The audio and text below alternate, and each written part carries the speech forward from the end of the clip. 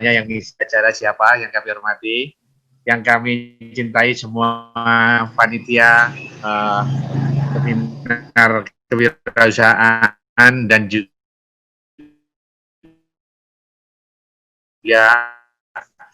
teman-teman peserta semua dari FKMP, acara yang luar biasa saya kira yang digagas oleh FKMP saat seperti sekarang ini.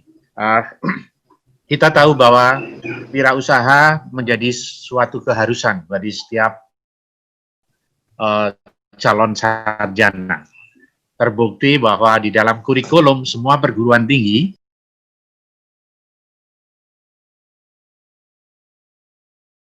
kita bisa membantu sesama.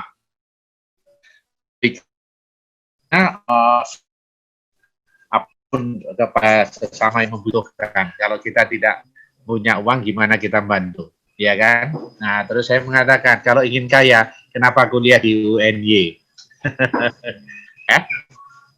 Karena apa? Kita tahu kuliah di UNY itu tujuannya adalah untuk menjadi guru. Nah, kalau kita ya tujuan kita bukan mencari kekayaan, tapi tujuan kita bagaimana dengan kita mempunyai segalanya kita bisa membantu orang lain.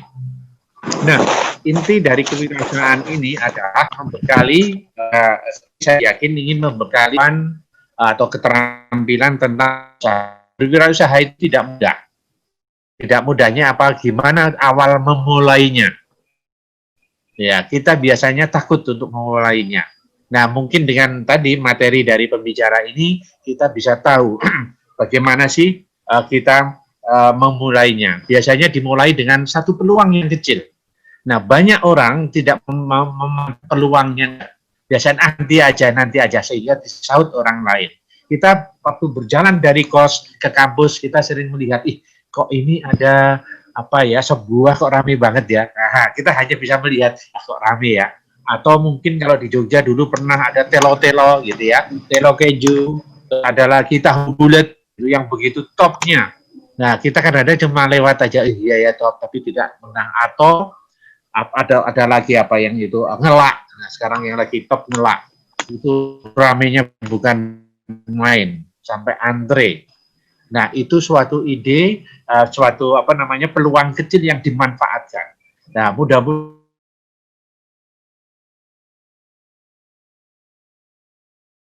berwirausaha. Wirausaha itu sebenarnya bukan hanya untuk kita sendiri, ya kita pahami teman-teman. Kalau kita berwirausaha itu efeknya untuk orang lain. Kenapa? Kita bayangin kalau dari setiap teman-teman di FKMP itu satu orang berwirausaha, kira-kira bisa menggunakan atau bisa menarik, memanfaatkan tenaga orang lain. Jadi kalau satu orang bisa memanfaatkan dua orang karyawan, ya misalnya gitu, atau satu-satu deh, itu berapa tenaga kerja yang bisa kita serap, ya. Banyak sekali tenaga yang kita bisa membantu program-program pemerintah. Di saat pandemi sekarang ini, kita tahu banyak orang di PHK, ya. Kita harus kreatif. Di saat pandemi itu kreatif. Kita menggunakan, karena memang pemasaran saat ini, teori ekonomi yang zaman dulu itu sudah tidak berlaku lagi. Ya, sekarang sudah modelnya e-commerce, ya kan?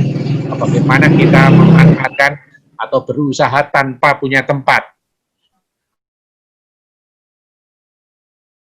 menggunakan tempat yang mahal-mahal, tapi bisa dari kos. Dengan HP kita bisa berusaha. Ya, kita di rumah ini sekarang dulu saya berjualan tentang tanaman. Tapi karena kesibukan saya operkan ke putra saya yang ada di rumah, tolong ini dipasarkan. Dan itu ngirim kemana-mana. Ya, cuma tanaman aglonema, tapi lakunya luar biasa. Ya, ini hari ini pagi ini sudah ke Nganjuk sama ke Banjarnegara, mengirim 2 tanaman, ada yang 1-3 tanaman. Lumayan, terus-terusan. Tiap hari permintaannya banyak. Ya kita tahu tanaman kalau lagi boom luar biasa. Enggak begitu mahal, satu tanaman 125.000. Tapi kalau dia minta 3 kita kirim 3, lumayan gitu ya. Itu sering.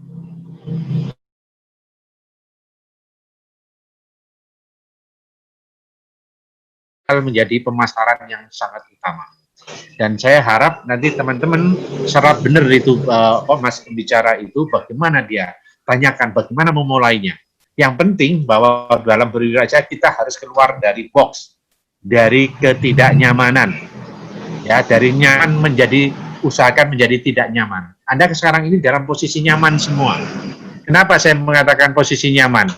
Karena Anda tinggal duduk, belajar, uang sudah ada di rekening. Betul nggak? Karena Anda dikirim oleh orang tua. Anda bayangin, seandainya tiba-tiba kiriman itu macet, apa yang Anda lakukan? Anda bayangin itu. Padahal Anda harus kuliah, Anda harus makan, Anda harus bayar kos. Maka pasti Anda akan bergerak dengan kreativitasnya, ya, yang tentu saya kreativitas yang halal, gitu ya. Jadi kalau selama dalam kondisi apa namanya nyaman, maka kewirausahaan itu tidak akan berjalan dengan baik, ya, karena dalam kewirausahaan itu penuh dengan tantangan, ya, penuh dengan target, ya, seperti yang kita selalu saya sampaikan di dalam sambutan di FKMP, bahwa dalam kuliah pun kita harus menerapkan prinsip kewirausahaan, yaitu disiplin, target, jujur, ya, selalu itu salah satunya, ya. Targetnya apa? Kalau dalam kewirausahaan adalah profit, nggak ada usaha itu nggak ada profit hari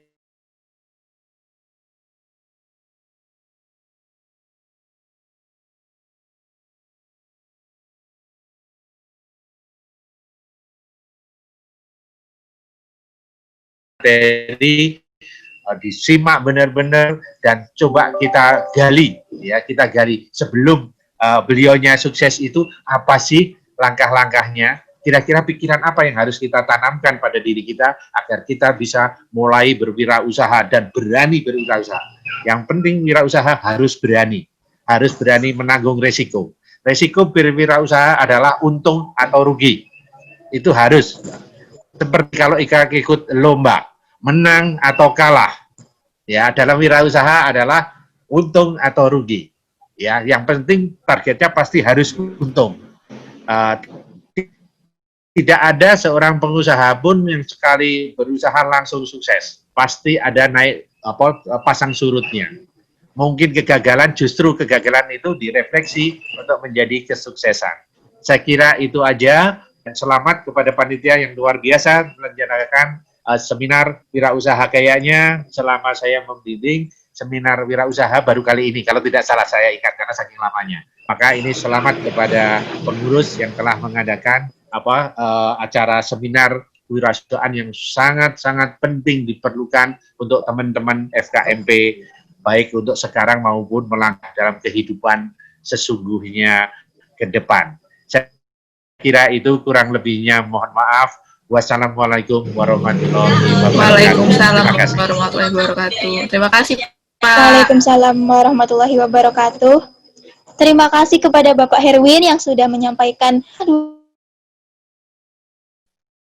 tentunya luar biasa kita dari para pembicara yang hebat dan keren-keren tentunya. Pada sesi kali ini, kita akan dibersamai oleh seorang moderator yang biasa nih. Izinkan sebagai nama. Jadi Aulia Nur Rahim. Alamat Dus Pucang, Kecamatan Bener, Kabupaten Ikan. Min SMP IT 1 MA Negeri 5 Purjo dan Pendidikan Sosial Universitas Negeri Jakarta. Ayat yang diikuti merupakan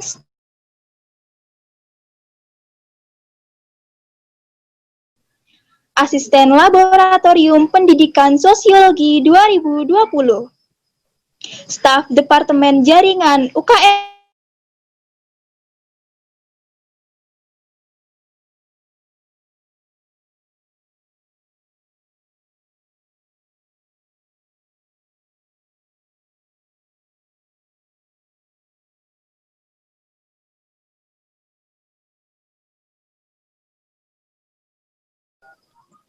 si acara T-Smart FKMP UNY 2020.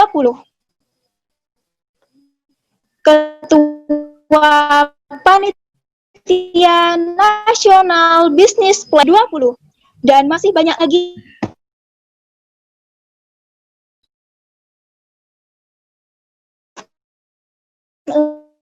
sesi diskusi ini.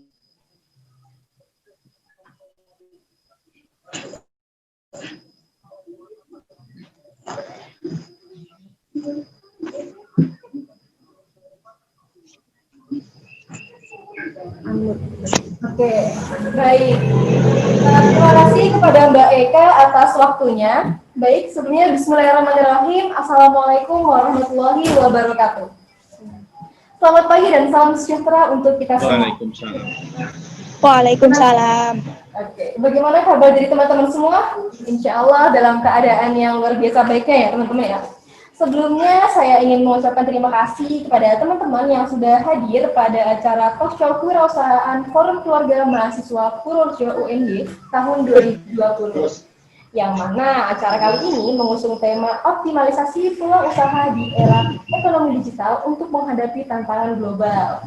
Nah, acara kali ini teman-teman diharapkan dapat memberikan gambaran umum bagaimana merintis usaha dari nol, memanfaatkan peluang usaha di era ekonomi digital, dan memberikan tips and trik serta motivasi kepada teman-teman semua, khususnya wirausaha baru untuk menghadapi tantangan global. Nah, teman-teman, di pagi hari yang sangat cerah ini nih, kita dibersamai oleh dua orang pembicara kita yang sangat-sangat luar biasa. Nah, pada kali ini kita akan memasuki sesi pertama terlebih dahulu ya. Nah, di samping saya ini sudah ada pembicara yang sangat luar biasa. Ya, beliau adalah Mbak Amani Yunita Vidihana, riwayat pendidikan SD Muhammadiyah Kutoarjo, SMP Negeri 3 Purworejo, dan SMA Negeri 1 Projo, dan alumni Pendidikan Teknik Busana Fakultas Teknik ini tahun 2015. Nah, alamat rumahnya di Desa Rebo, Kecamatan Kemiri, Kabupaten Purworejo. Nah, beliau ini merupakan seorang wirausaha muda yang memiliki sebuah usaha yang bergerak di bidang fashion dan jasa dengan nama usahanya Hana Inara Boutique. Hana Inara Boutique. Nah, teman-teman, Hana Inara Boutique ini menyediakan berbagai macam jasa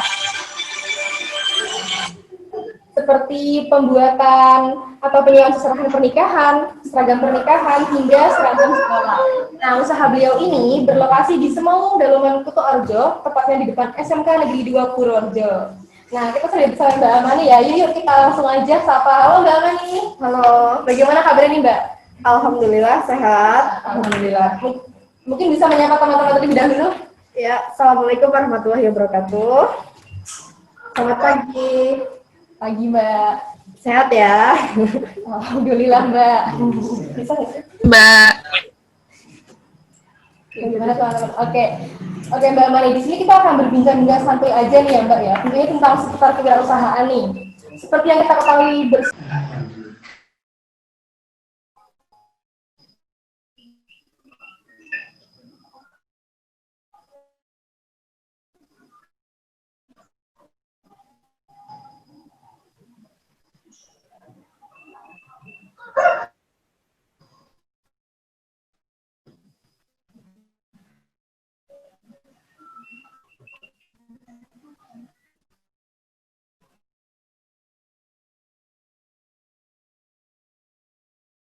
Oke, maaf teman-teman, sebelumnya ini ada kendala teknis ya.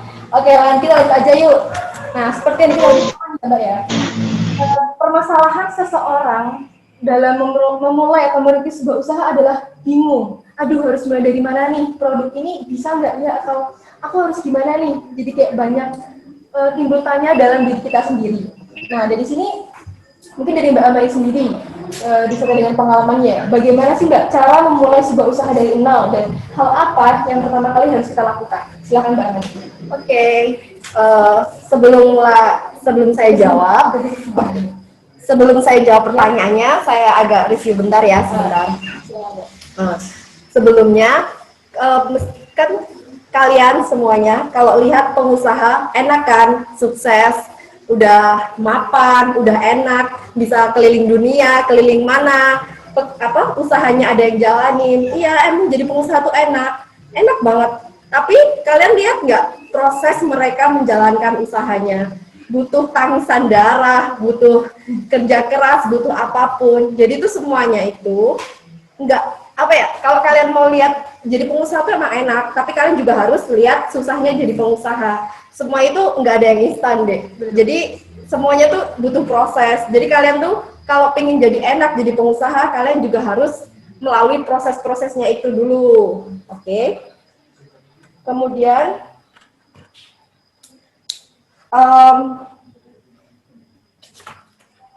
semuanya itu butuh proses. Jadi kadang tuh ada pernah nggak laku, jadi laku. Pokoknya semua itu proses. Yang penting nggak boleh pesimis. Ya. Kemudian cara jadi pengusaha itu yang pertama kalian tuh harus punya mental pengusaha. Mental pengusaha itu sangat dibutuhkan untuk pengusaha. Nggak bisa orang yang mental menye-menye, mental lemah itu nggak bisa jadi pengusaha. Karena apa? Pengusaha tuh memikul beban yang sangat berat. Pengusaha memikul beban para karyawan-karyawannya, gimana caranya karyawannya harus tetap hidup, karyawannya tetap harus digaji, karyawannya harus tetap jalan, kemudian usahanya tetap harus balik modal agar bisa jalan lagi. Kalau pengusahanya mentalnya nggak kuat kan gimana ya, kurang kan ya. Kadang kalau ya mungkin terkadang boleh lah mental rendah, mesti kayak kadang kan suatu usaha nggak laku terus, nggak laris terus, kadang ketika turun bolehlah bentar, tapi kan kita nggak boleh lama-lama drop, harus tetap naik, tetap harus mikirin kehidupan orang karyawan-karyawannya, kehidupan semuanya harus balik modal seperti itu kan. Kemudian untuk jadi pengusaha itu kalian harus tahu tujuannya, kalian harus tahu goals-nya. Apa sih tujuan kalian jadi pengusaha? Apa sih kalian tuh jadi pengusaha tuh kepengen apa, tujuannya tuh apa? Kalian harus tahu itu. Kalau kalian nggak tahu kan sama aja kan, nanti bisa berhenti di tengah jalan, bisa ya kurang maksimal lah seperti itu. Jadi kalian tuh harus benar-benar tahu apa tujuannya, apa tujuan dari kalian ingin jadi pengusaha itu.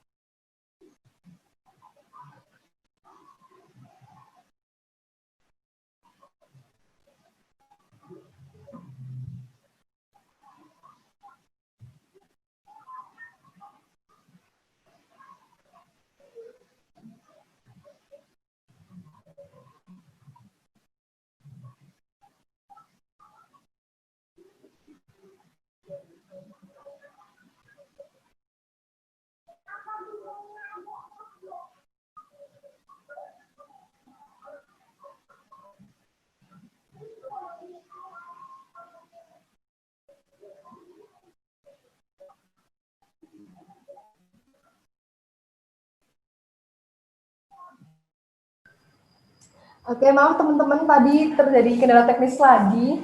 Maaf, saya lanjutkan ya. Tadi kan udah ada mental yang kuat. Jadi tuh kalau saya ulangi lagi ya sedikit, kalau mental tuh benar-benar harus ditanamkan. Kalau kalian punya mental yang kuat, kalau nggak ada dana buat bangun usaha itu gampang. Beda lagi kalau kalian punya dana tapi nggak ada mental. Oke, ya itu mental tuh penting banget. Kemudian yang kedua tadi tuh tentukan tujuannya. Tujuan apa? Kenapa kalian bangun usahanya itu harus benar-benar ditekankan apa sih tujuan. Jangan sampai nanti kalian udah mulai usaha di tengah jalan kalian nggak tahu tujuannya mau ngapain.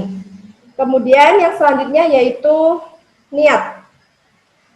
Niat itu juga penting ya Dea. Kita harus maksimal, kita harus totalitas, kita nggak boleh setengah-setengah untuk niat usahanya itu. Karena kalau yang setengah-setengah biasanya macet di jalan, ya kan? Kita harus sepenuh hati, kita harus mencurahkan semuanya di situ. Kita harus udah ikhlas sepenuh hati, pokoknya kita niat bismillah, kita mulai usaha itu, kan? Kemudian kan kalau kita ikhlas, niatnya udah bagus, seberat apapun beban yang dipikul seorang pengusaha itu akan terasa ringan dan senang, ya kan? Kayaknya seperti itu deh, kayak. Oke, teman-teman. Jadi gitu ya teman-teman ya, cara untuk memulai sebuah usaha. Intinya itu adalah mental yang kuat dan juga tujuan yang sudah jelas, agar Juga jelas, terarah. kemudian niat yang baik gitu. Nah, niat yang baik. Nah, begitu teman-teman ya. Oke, Mbak, gimana nih Mbak kalau misalnya kita udah punya usaha, kita sudah mulai merintis, terus bagaimana nih Mbak cara mempertahankan dan mengembangkannya? Tentunya akan agar usaha tersebut tuh lebih maju lagi, lebih berkembang. Silakan Mbak Mani. Semuanya nih, kalian teman-teman semua udah punya usaha. Gimana sih cara ekspansi, cara meluaskan, cara biar lebih berkembang? Atau ketika kalian sudah punya usaha, tapi di tengah jalan kalian agak turun dikit semangatnya, gimana caranya biar naikin lagi kan? Kalau usaha itu penting banget yang namanya disiplin deh. Disiplin itu penting banget. Kalau kalian disiplin dalam menjalani usaha itu, insya Allah bakalan lancar. Apapun itu insya Allah ya, bukan pasti tapi insya Allah gitu kan. Apalagi disiplin finansial.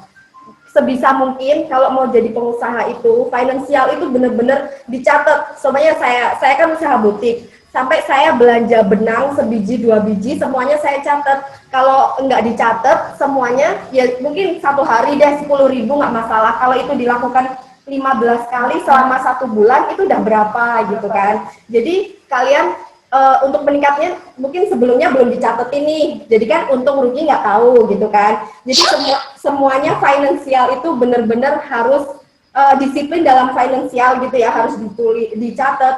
Kalau bisa setiap hari direkap di ini ya. Kemudian disiplin waktu juga. Kan mungkin kadang kita udah di tengah jalan ada kendala, customer kurang puas, kurang apa, bajunya nggak jadi atau apalah, itu disiplin waktu benar-benar harus ini. Sebenarnya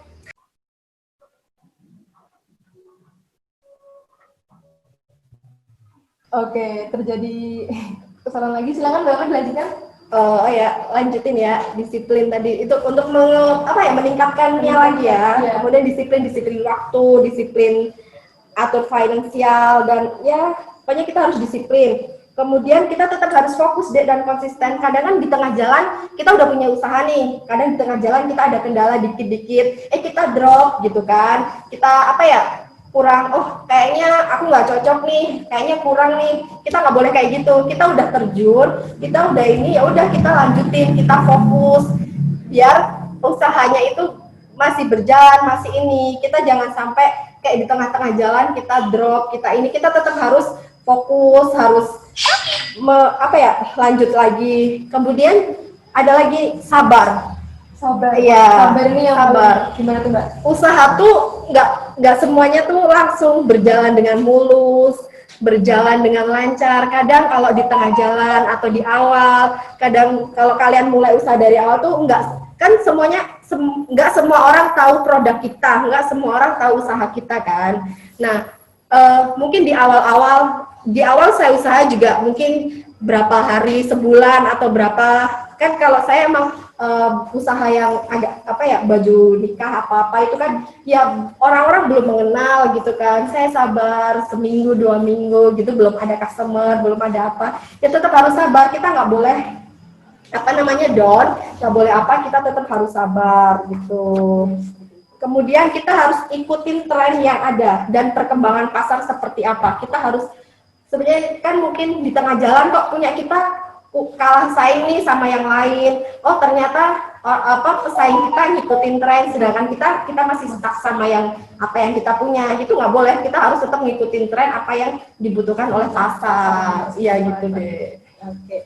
Jadi teman-teman ya, caranya untuk mempertahankan sabar. Terus kalau drop juga jangan lama-lama, segera bangkit kembali dan memulai usahanya lagi. Oke Mbak. Ini kali ini mau tips and triknya nih Mbak, atau sebuah motivasi untuk teman-teman yang ingin memulai. Gimana tuh Mbak? Ya itu ya tadi dari awal gitu ya, tips and trick. Kalau kalian tuh yang pertama tuh harus mentalnya yang tadi itu loh Dek. Kalau kita semuanya, kita harus bangun mental tuh penting banget, bener-bener penting. Kenapa? Kita punya mental tapi kita nggak punya uang, kita bisa bikin bisnis plan, kita bikin proposal, bikin apa, kita kasih ke investor, kita cari investor, kita kasih ke, pokoknya yang penting kita punya planning bisnis yang bagus dulu. Kita harus bener-bener bikin sebelum mulai ya, itu kita benar-benar harus apa ya, kita harus bikin bisnis kita tuh nanti mau seperti apa, sebulan, 2 bulan, atau 1 tahun kemudian kita harus punya target-targetan gitu ya Dek ya. Jadi benar-benar terplanning, jadi kita tuh nggak bingung sebulan kemudian usaha ini mau ngapain lagi gitu kan. Jadi kita tuh benar-benar harus apa ya, terplanning, terperinci, kemudian ya seperti itu. Kemudian yaitu oh ya, ada ini, kita juga harus jangan lupa kita sisihkan. Kalau sebenarnya kita ada rezeki dari usahanya itu, kalau bisa dari awal sebelum kita usaha untuk umat muslim ya untuk yang lainnya juga nggak apa-apa. Maksudnya kalau saya kan muslim gitu kan ya, maksudnya kalau yang lain sesuai kepercayaan masing-masing gitu ya, kita bersedekah dulu. Sedekah kan, kalau saya sedekah dari modal, jadi modal itu sudah saya sedekahkan dulu, karena itu kalau menurut saya itu sebagai pemancing ya. Jadi kalau modal udah disedekahkan, bukan dari untung dulu. Jadi awal kita ada modal berapa, kita sedekahkan kan. Kalau kita minimal 2,5% kita sedekahkan dulu, insya Allah itu bakalan lebih berkah. Kemudian oh ya, jangan lupa sholat duha, dan terus habis itu baca surat Al-Waqiah. Insya Allah itu bakal bikin usahanya tambah lancar seperti itu. Kalau baru bisa 2 rakaat ya 2 rakaat. Kalau bisa lebih ya nggak apa-apa gitu kan. Itu insya Allah itu apa ya, seperti magnet ya, itu seperti itu. Kemudian jangan lupa luruskan niat. Kalau bisa niat usaha awal tuh jangan materi dulu deh. Apa tuh Mbak? Itu kalau saya itu gimana caranya ya, apa untuk membantu yang lainnya, untuk saya juga bisa jalan, yang lain juga jalan, insya Allah materi bakalan apa ya, materi itu akan mengikuti ya. Kalau kita udah fokus ke materi, itu nanti yang kita dapat gitu. Kalau kita keberkahannya itu insya Allah bakalan lebih banyak gitu. Kemudian itu setelah niat yang lurus, kemudian fokus, konsisten, sabar, disiplin, ikuti tren. Kemudian kalau ini deh, kalau kita udah lakukan semua duniawinya, udah, kita tinggal pasrah.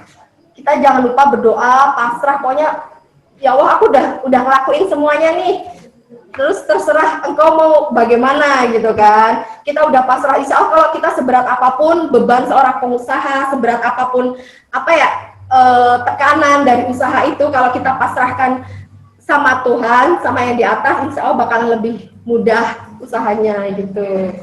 Oke teman-teman, lagi gitu ya teman-teman ya. Yang utama adalah mental, kemudian niat yang lurus, disiplin, dan lain sebagainya. Materi pada pagi hari ini sangat luar biasa ya dari Mbak Amani ya. Membuka pikiran kita untuk memulai sebuah usaha, seperti itu. Jangan takut, pokoknya jangan takut jadi pengusaha tuh, jangan takut, insya Allah bisa. Bisa teman-teman ya, asal ada niat tadi juga ya. Oke Mbak Amani, mungkin sekiranya kita akan memulai sesi selanjutnya teman-teman nih. Sesi tanya jawab. Ya, kali ini saya akan membuka 3 slot penanya bagi penanya tercepat ya. Oke, jadi untuk sesi kali ini, jika teman-teman ingin bertanya, silahkan untuk menuliskan pertanyaan di room chat. Seperti itu ya, silahkan kepada teman-teman. Sekali lagi, bagi teman-teman yang ingin bertanya, silahkan untuk menuliskan pertanyaannya di room chat. Seperti itu. Ini tadi materi dari Mbak Amani sangat-sangat luar biasa teman-teman ya, menarik sekali gitu loh. Mungkin bagi teman-teman juga yang punya usaha terus ada kendala bisa juga loh ditanyakan, barangkali Mbak Amani bisa memberikan sebuah solusi. Ya, bismillah ya. Ya, seperti itu. Silakan kepada teman-teman untuk menuliskannya di kolom chat. Oke, sambil itu dulu. Mungkin sambil nunggu ini Mbak, mungkin Mbak bisa menceritakan sedikit nih Mbak tentang perjuangan Mbak dalam berwirausaha nih. Saya tuh sebelum usaha butik ya, saya udah mencoba berbagai macam usaha, mulai dari jualan kurma, jualan pulsa, jualan durian kupas, jualan ya macam-macam. Tapi kan semua itu nggak langsung jadi. Saya jadikan semua kegagalan itu jadi kayak apa ya, evaluasi diri gitu kan. Cari resep terbaik untuk mulai usaha gitu kan. Kenapa sih yang kemarin kok bisa gagal? Kenapa sih kurangnya apa? Dievaluasi di ini. Yang penting tuh jangan patah semangat. Kita terus mencoba yang apa ya? Cari formula yang lebih tepat gitu. Pokoknya itu kegagalan tuh jangan dijadikan suatu problem gitu. Jadi kegagalan tuh jadikan buat evaluasi gitu. Memicu buat semangat kita ya Mbak. Kemudian kalau sekarang tuh aku lagi buka butik. Sebenarnya usaha fashion kan latar belakang aku sendiri kan fashion lulusan tata busana. Aku suka desain, suka bikin baju, suka apa.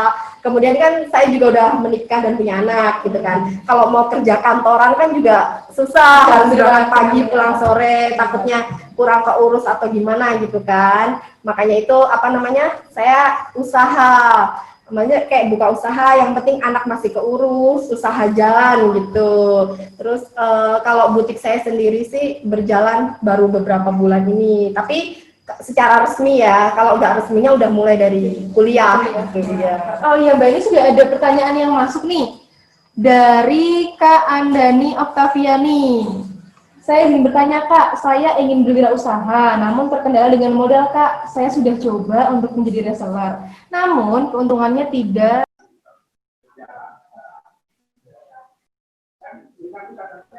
Oke, maaf teman-teman dari kendala teknis. Nah. Oke, maaf karena tadi keluar sendiri teman-teman ya, ini pertanyaannya. Ini buat ini pertanyaannya hilang, tapi saya udah bisa ini sih. Gini loh, kalau kalau kalian pengen usaha, tapi kalian nggak punya modal, yang penting kalian bikin bisnis plan-nya. Kalian bikin kayak proposal, pokoknya bikin bisnis kalian tuh mau seperti apa sih? Bisnis kalian mau tujuannya apa? Mau apa? Kalian pelajarin dulu gitu kan. Kalau terus nanti siapa tahu kita tawarkan ke investor, ke siapa, kita cari modal tuh. Saya usaha nggak ada modal. Serius, saya usaha bikin butik tuh nggak ada modal. Tapi karena saya bikin bisnis plan, saya bikin proposal, saya ajukan ke investor gitu. Alhamdulillah mereka mau, karena ya gimana, mungkin meyakinkan atau apa gitu. Kita juga ketika kita menawarkan ke investor, kita juga harus yakin, kita harus pede gitu. Oh kan kalau investor gitu, oh kamu pede nih, kamu insya Allah bisa gitu kan. Jadi mereka nggak segan-segan untuk ngelepasin modal mereka, bahkan mungkin bisa langsung banyak gitu kan. Kemudian udah mulai jadi reseller tadi kan, kenapa sih ini promosi itu juga penting banget. Kayak kalian bikin kalau kalian menawarkan produk, foto produk itu penting banget loh deh. Kayak kita tuh kalau mau nawarin barang, jangan asal-asal foto. Jadi kalau sekarang kan foto estetik gitu ya, itu penting banget. Itu bakal sebenarnya produk sama-sama, sebenarnya air mineral beda. Yang satu di foto biasa, yang satu ada di fotonya bagus, itu bakal nilai jualnya bakal lebih tinggi. Sebenarnya modalnya sama, itu sebenarnya satu sama-sama modal 2.000, yang satu bisa laku 2.500, bahkan yang satu bisa laku 10.000 bahkan lebih. Itu karena foto sama marketingnya, ditingkatin marketingnya aja gitu. Tapi di sini ada tambahan nih Mbak, namun keuntungannya tidak seberapa. Itu gimana? Bahkan kita kalau baru berusaha terus cuma 1.000 doang, 2.000, untungnya itu gimana ya Mbak solusinya? Jadi Mbak Ayan keuntungan belum seberapa, nggak apa-apa. Kita masih awal, kita masih belajar. Keuntungan 1.000-2.000 kita terima gitu kan. Itu tuh sebagai, apalagi kan kalau yang masih kuliah gitu kan, ya kita syukurin dulu 1.000-2.000 kita kumpulin, insya Allah lama-lama sambil berjalannya waktu, sambil proses apapun, kita insya Allah lama-kelamaan bisa banyak gitu kan. Ya nggak apa-apa, awal dulu usaha saya juga gitu, apalagi ini kan juga saya juga masih awal gitu kan, saya masih promo, saya juga malah belum untung waktu awal gitu kan, tapi nggak apa-apa, kita jalanin dulu aja gitu kan, kita jalanin dulu, kita untung sedikit-sedikit dulu nggak apa-apa, jangan di awal itu jangan langsung untung besar, karena nanti kita malah jadi kayak terus patokannya kita udah besar, jadi nanti kalau dapat yang kecil kita malah kurang gitu. Nggak apa-apa ya tadi yang kayak untung masih sedikit itu nggak apa-apa, insya Allah lama-lama jadi banyak gitu. Kemudian itu mungkin kalau pengen lebih besar, tingkatin. Itu setiap hari kamu promosi aja sampai orang-orang yang kamu promosiin bosen dan mereka beli produk kamu. Ya, nggak apa-apa, promosiin semuanya gitu kan, sampai mereka ini apa sih orang tiap hari promo terus, atau mereka bisa jadi mereka malah apa ya, tertarik gitu kan, aku penasaran deh ngapain sih orang itu promosi terus gitu kan, terus akhirnya mereka membeli, mereka ini gitu. Oke, gitu ya Kak Andini ya. Menurut saya sih sudah terjawab ya ini pertanyaannya, karena sangat-sangat dikasih tahu juga tips and triknya. Tadi upload terus aja sampai bosen gitu ya. Oke, terima kasih ke Mbak Andini. Semoga terjawab pertanyaannya. Oke, yang kedua ini dari Kak Andri Kurniawan. Wah, ternyata sangat luar biasa nih. Saya kan masih dalam tahap merintis usaha ini Kak, alhamdulillah sudah berjalan dan masih mencoba mencari pasar. Nah jadi gini, saya kan laki-laki, tapi saya ada usaha aan make up. Nah pertanyaannya bagaimana cara menghadapi atau menyikapi pandangan orang yang belum mengerti atau belum terbuka pikirannya tentang hal tersebut. Kebanyakan masih memandang dengan sebelah mata. Silakan coba kepada Mbak Amani. Oh ya, emang ya, pandangan masyarakat Indonesia, khususnya Indonesia, kalau di luar negeri mah udah banyak kayak laki-laki jadi desainer, laki-laki jadi makeup artist itu udah biasa. Tapi untuk Kak Andri sendiri nggak usah minder, banyak kok makeup artist laki-laki itu.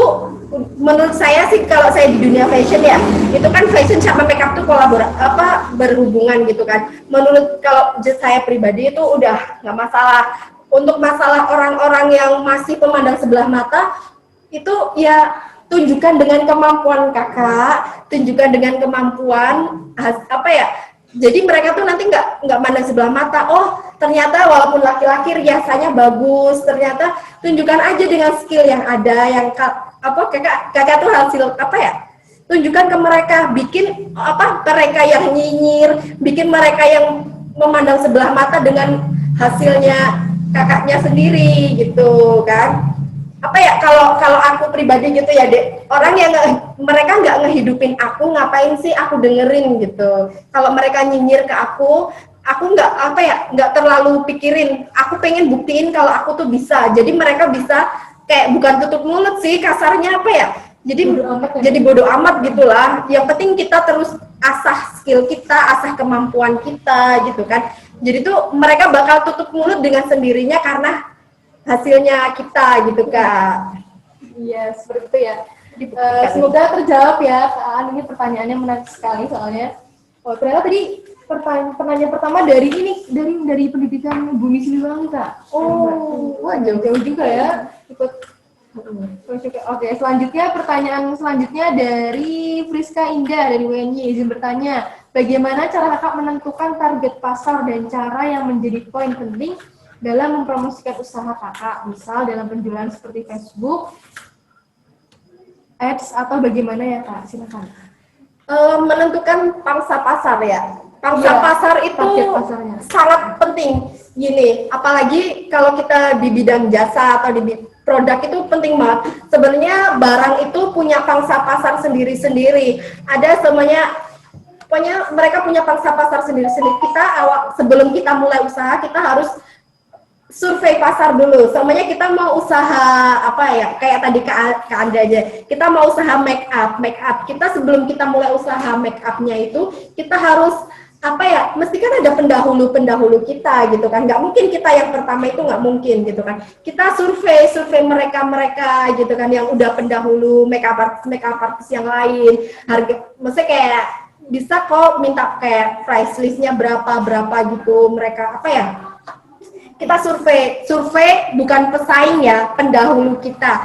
Kayak pokoknya kita survei pendahulu kita dulu, mereka gimana, kemudian kita bisa tuh kayak survei di pasar, sebenarnya barang atau jasa yang akan kita jadi usaha kita tuh di pasar tuh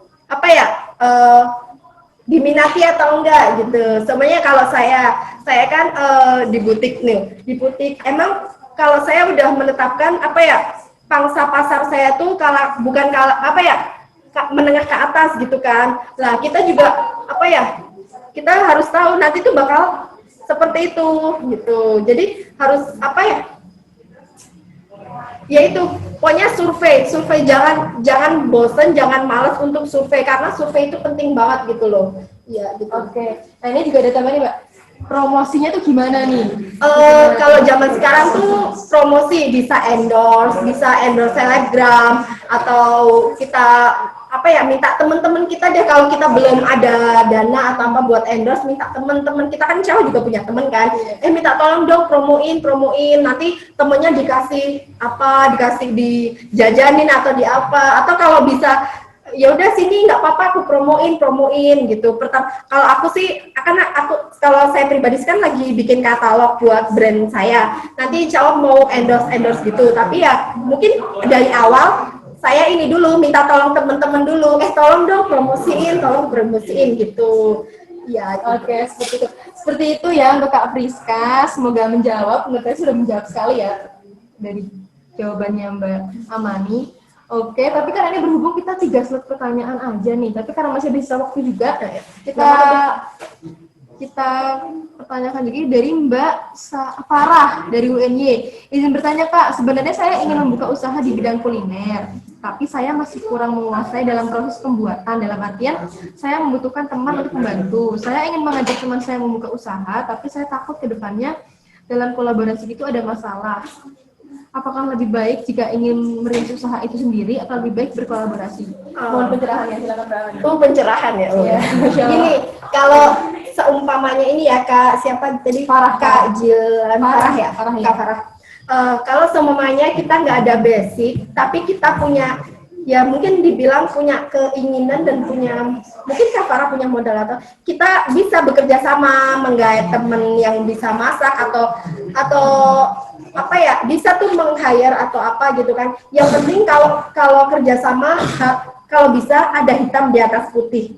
Dalam artian kita nanti gini, kalau kita kerjasama sama orang lain, saya kayak yang penting ada hitam di atas putih. Jadi suatu saat ada masalah atau ada apa, kita bisa kita dulu perjanjiannya kayak gini, kamu gimana gitu. Terus kalau mau kolaborasi, kita harus dari awal harus sepakat kayak pembagian keuntungannya berapa atau apa. Jadi dari mulai awal tuh harus benar-benar disepakati antara dua belah pihak, atau ya pokoknya dari orang-orang di situ kita harus sepakat berapanya kalau mau berkolaborasi. Kalau semuanya kakak nggak mau berkolaborasi atau mau merintis usaha sendiri itu juga bisa, tapi dengan syarat kakak harus mulai belajar menguasai itu.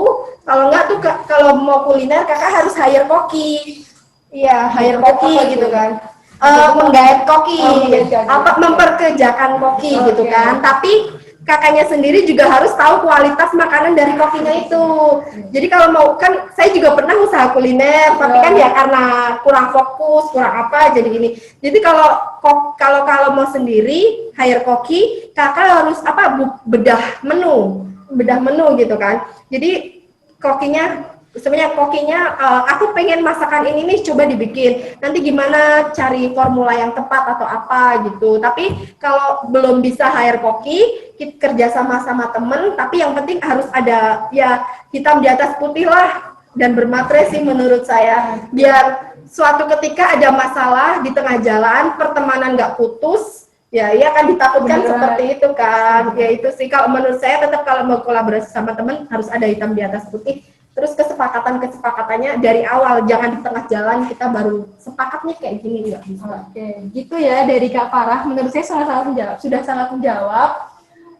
Karena tadi itu ya, yang penting hitam di atas putih, artinya ada kontrak kerja. Iya, soalnya takutnya nanti di tengah jalan kalau nggak ada kayak gitu malah ada masalah, terus masalah pertemanan kan nggak enak banget tuh. Yang tadinya berteman gara-gara masalah usaha jadi ini kan. Jadi memutuskan ya Kak ya. Oke.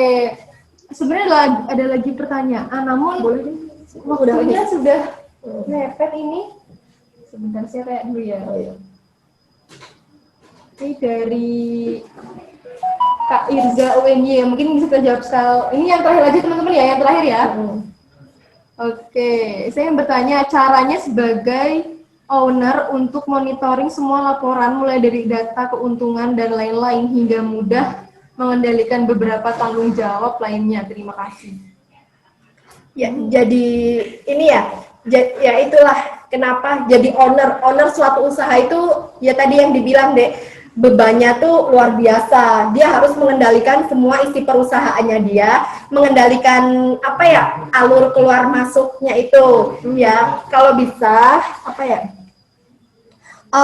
memonitoring semua laporan, data keuntungan. Ini kalau saya ini apa namanya, semuanya ini ada, saya bikin satu baju gitu kan. Ini uang modalnya berapa, kain yang dihabiskan berapa, harga kain per meternya berapa, itu jadi satu baju itu saya data semuanya, nanti harga jualnya berapa gitu kan. Lah kalau itu kan saya waktu awal. Kalau sekarang kan alhamdulillah udah ada karyawannya gitu. Lah kita jangan bukan jangan terlalu percaya ya, kita percaya boleh, tapi ada kalanya gini apa namanya, kalau kita serius usaha, tapi kalau nanti ini apa, saya monitor, saya cek dulu ya laporan keuangan kamu, ini kalau ada salah ya nggak apa-apa, bilang, nggak usah enakan, yang penting kita profesional gitu loh. Terus kalau jadi owner tuh emang capek, kita monitoring semuanya gitu kan, emang tugas kita emang monitoring semuanya, mulai dari, kalau saya mulai dari produksi, apa keuangan dan lain-lain gitu deh. Oke. Seperti itu ya untuk Kak Irza, semoga menjawab. Menurut saya sudah sangat menjawab ya teman. Ya. Oke teman-teman, gitu aja ya untuk sesi pertanyaannya, sangat menarik. Itu yang diskon itu. Oh iya, dari Mbak Mani ingin menyampaikan sesuatu nih, silakan Mbak Mani. Saya kan lagi masa promosi juga ya. Saya ingin memberikan diskon sampai dengan 20% bagi teman-teman semua yang ingin sewa gaun nikah atau bikin gaun nikah atau gaun pesta, semuanya yang di tempat saya up to 20%, itu bisa sekitar 500 ribuan bagi teman-teman yang ini peserta seminar ini, dengan syaratnya screenshot kalian jadi kalian itu jadi ininya apa namanya ya, jadi peserta seminarnya itu. Nanti kalian bisa kalau pengen ini, tapi pendaftarannya sampai November aja deh. Ya, itu nanti ada diskon up to 20% atau sekitar 500 ribu, seperti itu. Oke, seperti itu teman-teman ya. Nanti teman-teman bisa ngepoin IG-nya dari usahanya Mbak kurang. Oke. Ini saya akan ketikkan ya teman-teman ya. Usahanya Mbak Hana, teman-teman bisa kepoin IG-nya. Ya, kalau ini deh, kan aku lagi proses bikin portofolio nih, jadi belum ada foto-foto yang bener-bener foto gitu. Soalnya baru foto kemarin kan. Oke.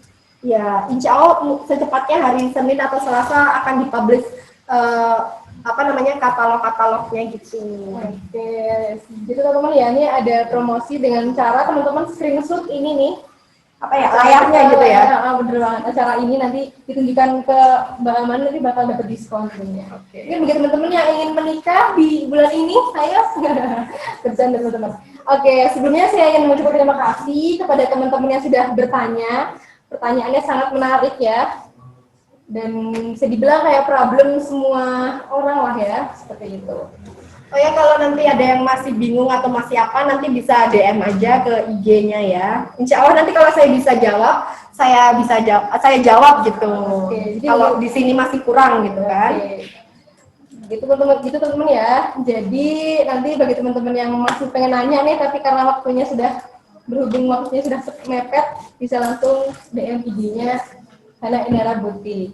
Oke teman-teman, sebenarnya saya mengucapkan terima kasih juga kepada Mbak Amani atas pemaparan dan jawabannya sangat menarik. Semoga dapat memberikan manfaat dan pengetahuan bagi kita semua ya teman-teman ya. Sama-sama. Oke, mungkin dari Mbak Amani ingin ada closing statement nggak nih?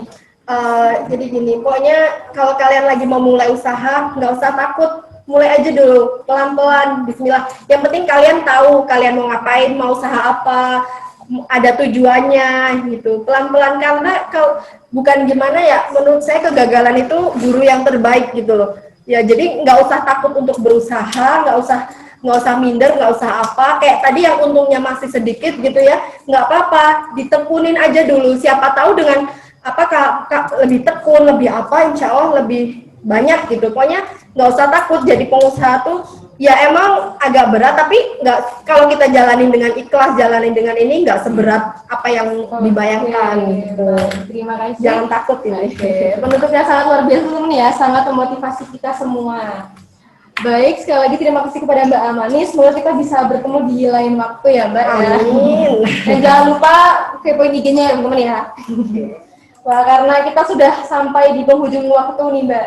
Di sesi pertama ini, kita akan lanjut ke sesi kedua dengan pembicara kita yang kedua. Namun teman-teman, saya yakin teman-teman masih semangat ya, karena pada setelah sesi kedua ini dari maaf teman-teman. Oke, sebelumnya terima kasih lagi kepada Mbak Amani ya. Oke, berarti setelah ini kita akan memasuki sesi kedua. Jadi buat teman-teman jangan live dulu ya, karena kita akan memasuki sesi kedua. Seperti itu. Dengan pembicara kita yang luar biasa tentunya ya. Oke.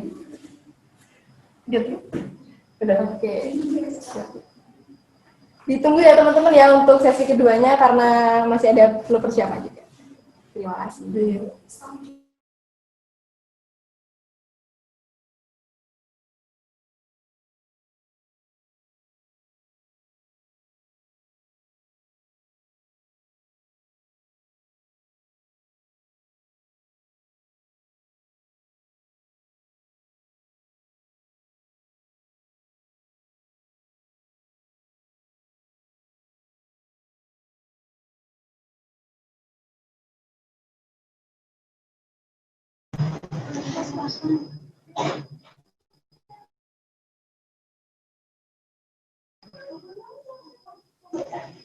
Nah, teman-teman masih semangat kan tentunya?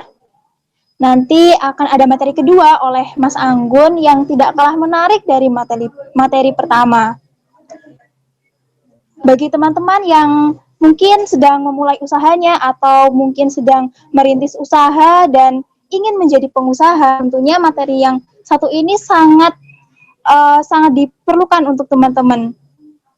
Dengan materi yang tidak kalah menarik, serta pembicara yang tentunya luar biasa, teman-teman.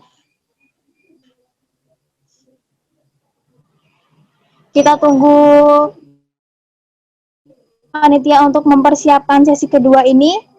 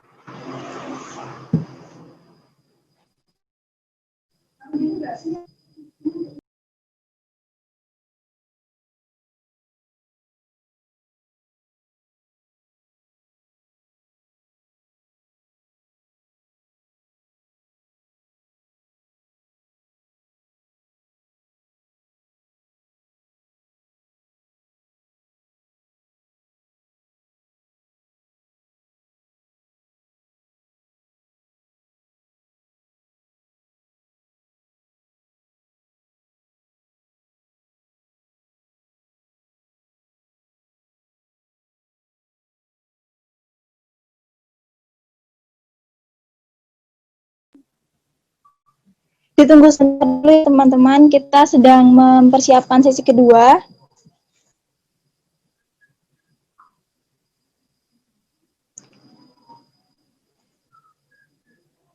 Jangan lupa tetap membawa semangatnya agar memperhatikan materi hingga akhir nanti. Tentunya nantinya materi yang dibawakan akan sangat berguna bagi teman-teman yang akan memulai usaha, yang akan merintis usaha, atau mungkin yang sedang mempunyai plan akan memulai usahanya.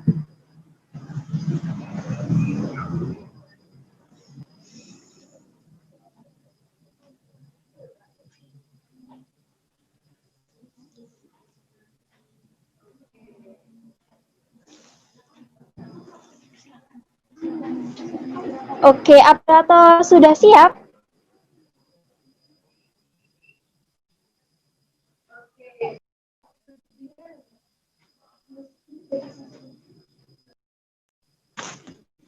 Oke, sepertinya moderator sudah siap. Oke, baik, kepada moderator saya persilahkan. Oke, sudah. Suara saya bisa terakses ya, Mbak Eka ya? Langsung. Bisa. Oke, sudah terakses ya? Oke. Bisa, oke. Kembali lagi bersama saya ya, di pembicara kita yang kedua nih. Oke, pembicara kita kedua kali ini bersama dengan seseorang yang sangat luar biasa dan gak kalah kerennya tentu ya. Ya, beliau adalah Mas Anggun Mahir Rizky Hidayat. Riwayat pendidikan SDN 1 Cangkerplor, SMP Negeri 6 Purworejo, SMK Negeri 1 Purworejo, dan alumni UNY, teman-teman. Oke, untuk alamatnya di Desa Ngentak, Kecamatan Tambarjo, Kabupaten Purworejo. Nah, ini merupakan seorang owner dari Gubuk Gapi dan juga Goodlands Purworejo. Nah, di sisi lain, beliau merupakan seorang mahasiswa berprestasi di UNY 3 tahun berturut-turut. Wah, sangat luar biasa ya teman-teman ya. Oke, nggak usah lama-lama. Sepertinya Mas Anggun juga sudah membersamai kita di sini ya. Halo Mas Anggun, bisa mengakses suara saya?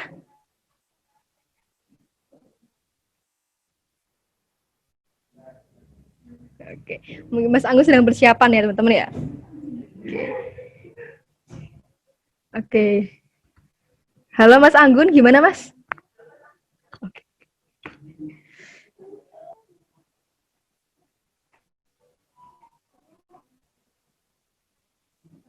Oke, teman-teman. Yes. Oke, halo Mas. Oke. Halo Mas Anggun, bisa mendengar suara saya ya? Oke. Bisa. Oke. Bagaimana kabarnya nih Mas? Bagaimana kabarnya nih? Alhamdulillah sehat, tapi kurang kopi ya di sini. Waduh, mungkin panitia menyediakan kopi. Bercanda. Oke Mas. Mungkin dari Mas Anggun sendiri bisa menyapa teman-teman terlebih dahulu nih. Halo teman-teman talk show ya? Talk show kewirausahaan. Acaranya milik FKMP ini ya, dari Departemen Penggerak Ekonomi. Bagus sekali ini ya, karena saya dulu juga belajarnya di sini, belajar bagaimana cara jualan, kemudian promosi, kemudian sampai editing, dan mungkin bisa dibilang sekarang agak lintas jurusan ya, karena saya menekuni hobi di ikan cedul, ikan gupi. Tapi saya mungkin akan berbagi pengalaman ya seputar ya mungkin dari perjalanan hidup sampai saya sedang merintis usaha ini. Jadi nanti akan dipandu sama Mbak Jadis selaku moderator. Monggo. Iya, baik Mas. Baik teman-teman semua, kali ini tuh Mas Anggun akan menyampaikan sebuah materi nih. Materi tentang optimalisasi peluang usaha di era ekonomi digital untuk menghadapi tantangan global. Oke, dipersilakan kepada Mas Anggun untuk menyampaikan materinya. Ya. Mungkin dari panitia bisa dipersiapkan. Ya, dalam materi kali ini sebelum saya mau menyampaikan materinya, saya itu sebenarnya mendapatkan pengalaman dan pembelajaran ini tidak secara otodidak ataupun tidak secara mandiri. Saya belajar dari berbagai orang yang dekat dengan saya, kemudian orang yang lebih pintar dari saya. Itu tadi juga ada Kak Amani, itu adalah pemandu saya waktu ospek. Jadi mungkin kalau dulu saya nggak dipandu sama Kak Amani, saya nggak akan jadi seperti ini. Kemudian saya juga belajar di organisasi ini ya, di FKMP. Dulu selama saya menjadi ya anggota maupun pengurus, di situ saya gunakan waktunya untuk belajar, karena dulu saya ikutnya di Departemen Jaringan Media dan Kerjasama ya. Ini di sini saya juga ditemani sama Kadep yang sekarang ini. Nah ini, ya ini adalah adik saya sekarang di FKMP. Gitu. Jadi saya belajar dulu di mana, di FKMP ini, terutama di bidang promosi atau komunikasi penyebaran kerjasama dengan ormada lain, dengan lintas alumni, lintas kakak tingkat seperti itu. Dan saya juga setelah saya lulus, saya tetap belajar kepada teman-teman saya yang mungkin sedang menekuni usaha.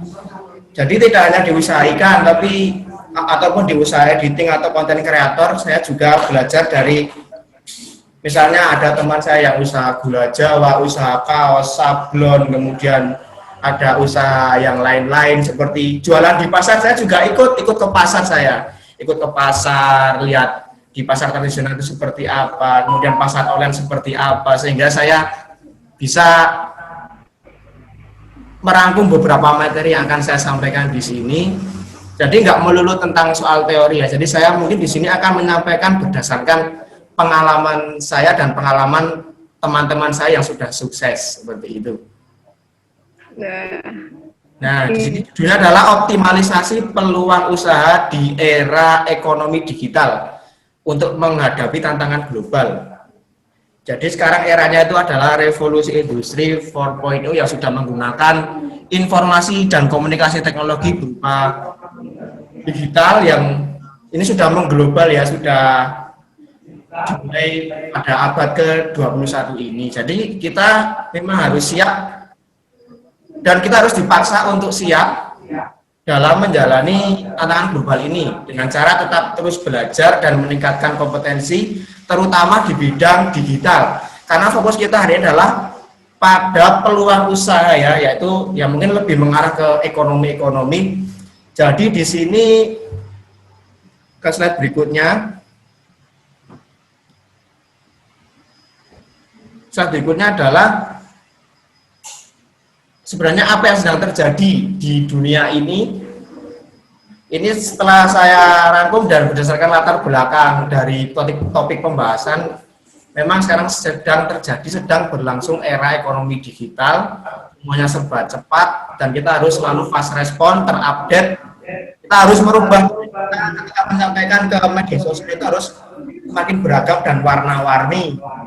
Karena kalau monoton itu sudah ketinggalan zaman. Dan kita juga sudah mengetahui, mungkin kerabat-kerabat kita, tetangga kita, atau orang lain yang pernah kenal dengan kita itu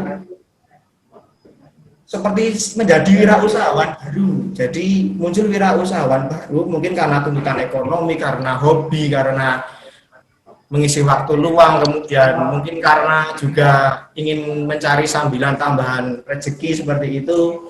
Jadi muncul wirausahawan baru. Mungkin juga karena kasus Corona ini juga banyak yang dirumahkan atau di PHK, jadi mereka mengalokasikan modal yang sudah dikumpulkan seperti itu. Kemudian muncul tantangan persaingan baru.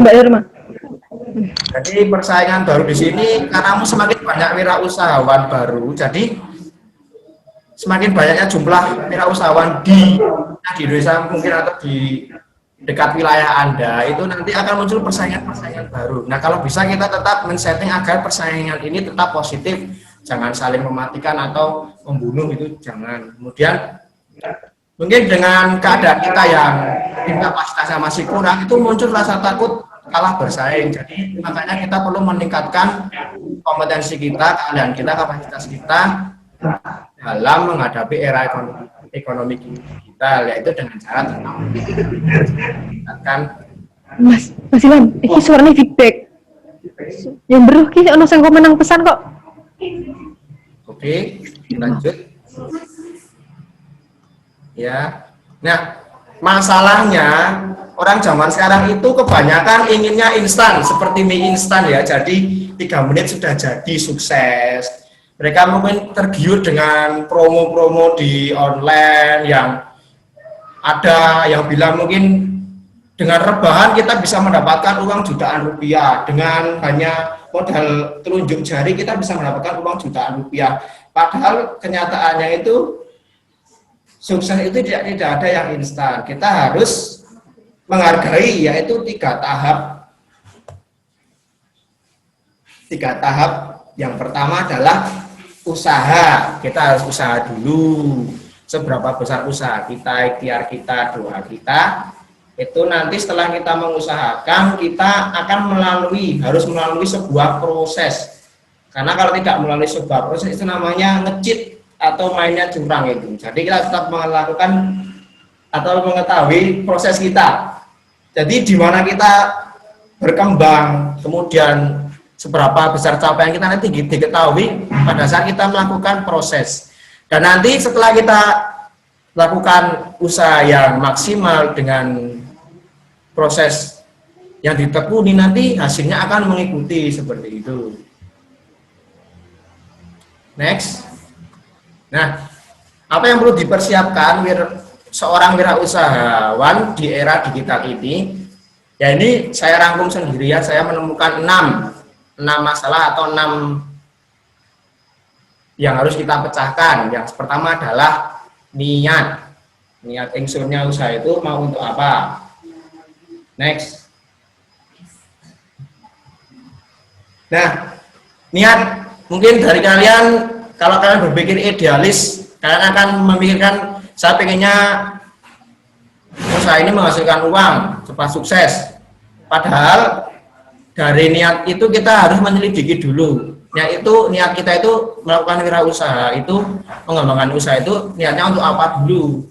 Apakah untuk kebutuhan hidup atau sebatas hobi atau mengisi waktu luang atau sambilan? Keempat niat ini yang saya tampilkan ini memiliki semangat kerja yang berbeda-beda dan manajemen waktu maupun keuangan yang berbeda-beda. Jadi tentukan dulu niat kalian itu mau apa, mau kemana, dan mau dilaksanakan seperti apa, seperti itu. Kemudian next. Kemudian mental. Ya, ini saya menampilkan mental-mental yang positif saja ya. Nanti kalau mental yang negatif tinggal kalian cari lawan katanya. Jadi kalian pertama harus berani dulu. Menjalankan usaha itu kalian harus berani. Kemudian mudah bergaul atau gerabiak lah soro Jawane. Kemudian pekerja keras, bisa otot maupun otak itu bisa. Kemudian tidak baperan ketika menjalankan atau merintis sebuah usaha.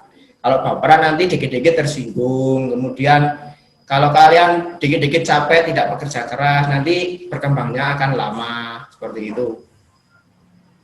Kemudian yang ketiga, next. Nah, keterampilan di sini saya merangkum ada 4. Yang pertama produksi.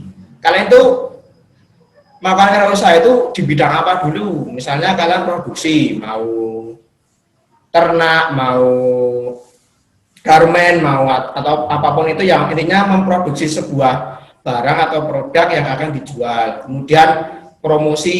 Kalian itu di bidang apa promosi? Misalnya kalian punya jasa desain, jasa editing atau jasa program dan lain-lain, itu kalian bisa lakukan di promosi. Jadi tingkatkan keterampilan di promosi.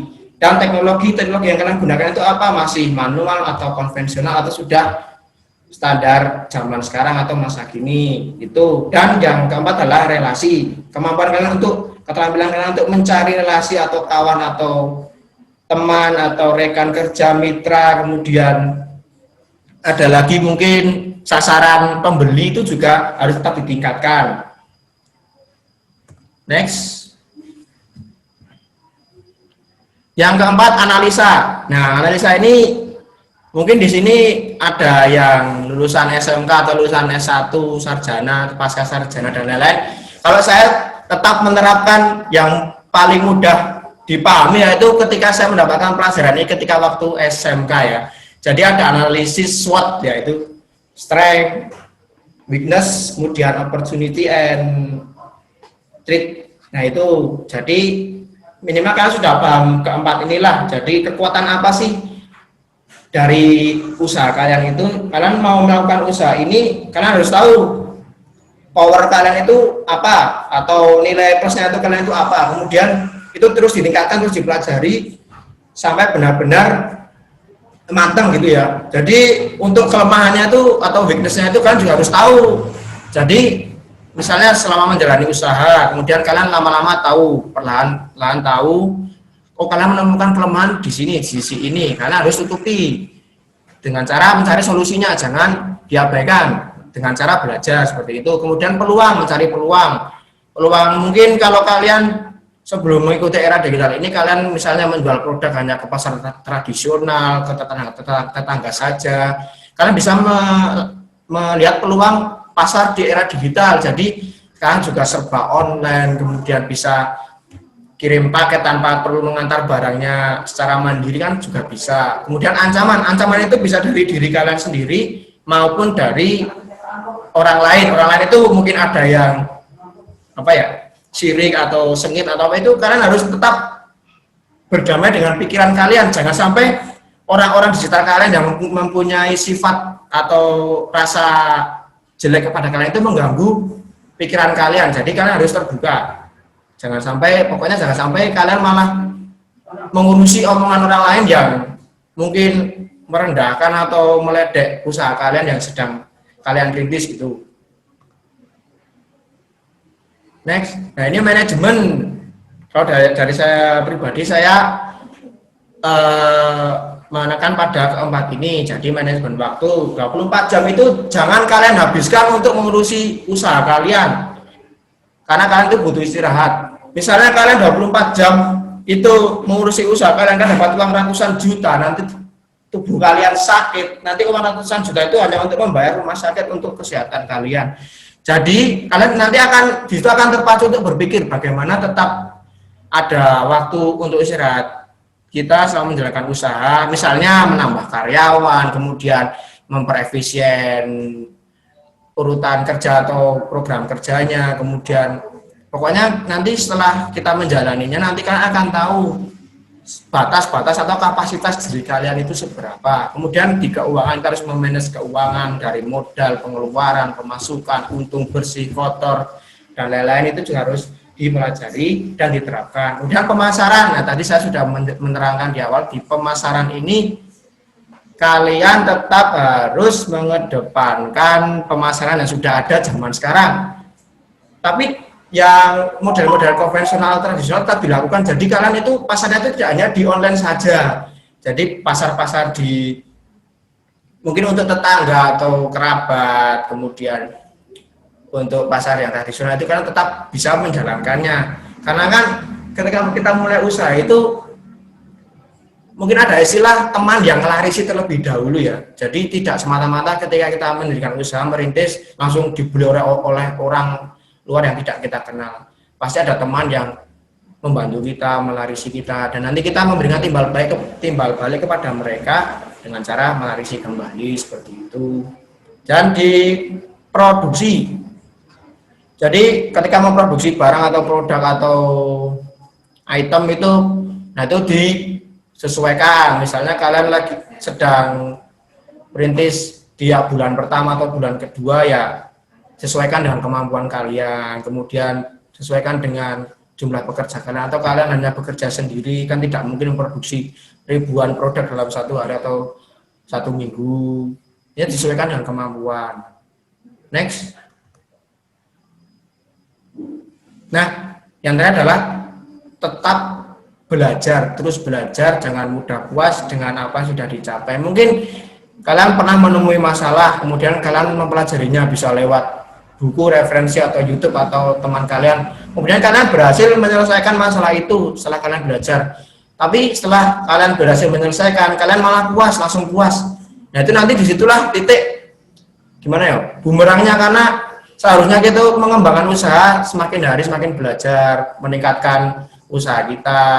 Malah setelah kita mendapat suatu keberhasilan kecil, padahal ketika kita mau belajar lagi lebih jauh, itu nanti keberhasilan akan lebih besar lagi.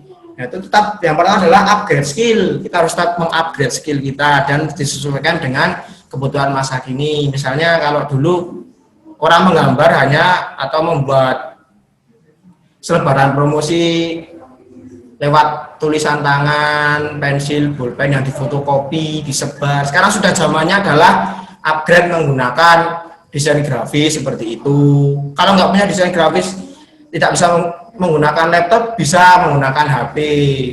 Tidak ada HP, tidak laptop, punya teman lain. Nanti kita pokoknya memberikan simbiosis mutualisme kepada diri kita sendiri maupun kepada orang lain. Dan berbagi pengalaman. Selain kita berbagi pengalaman kepada orang lain, kita juga belajar dari pengalaman-pengalaman orang lain. Pengalaman di sini kita juga mempelajari tidak hanya yang sukses-sukses saja, kita juga mempelajari yang pernah gagal. Jadi nanti kalian akan tahu, mungkin kalian usahanya berbeda, tapi ketika menjalani usaha kan intinya dimulai dari kecil, nanti hasilnya akan besar. Jadi di tengah-tengah jalan itu nanti ada sebuah proses yang namanya pengalaman itu. Nanti kan di situ belajar dari orang lain. Orang itu pernah sukses, pernah gagal, dipelajari. Nanti kalian akan mengetahui titik-titik di mana ada pembelajaran di dalamnya. Dan ketiga adalah hal baru, mempelajari hal-hal baru yang belum pernah kalian pelajari. Tetap mempelajari hal-hal baru karena dunia ini semakin hari semakin tua dan semakin banyak inovasi, terutama di bidang teknologi dan informasi. Jadi intinya tetap mempelajari hal-hal baru yang sudah ada. Kalaupun tidak ada, kita juga harus bisa menciptakan hal-hal baru yang belum orang lain punya, seperti itu. Dan yang terakhir adalah under pressure, atau kita harus belajar di bawah tekanan. Kita membuat deadline sendiri, target sendiri yang seakan-akan itu kalau tidak kita lakukan itu akan membuat perasaan kita itu tidak bisa. Tapi padahal ketika kita bisa menyelesaikan target kita sendiri, nanti itu akan mendapatkan nilai plus untuk diri kita. Jadi kita merasa, ternyata saya bisa melakukan usaha di bawah tekanan. Ini saya dapat pengalaman ini ketika selama masih kuliah ya. Jadi saya itu memang dulu dituntut untuk bisa bekerja under pressure. Di situ benar-benar belajar yang di bawah tekanan, banyak tekanan di situ, tuntutan deadline, tuntutan dari tenaga pendidik, saya harus bisa ini, saya harus bisa itu, dan intinya can work at under pressure itu sangat penting untuk menjalankan suatu usaha. Next. Nah, era digital. Di era digital ini mungkin arti secara ringkas adalah era ekonomi digital, pemanfaatan dan pemberdayaan teknologi informasi dan komunikasi secara digital. Yang jadi pertanyaan adalah, apakah ada peluang usaha di sana? Jawabannya adalah next. Jawabannya pasti ada.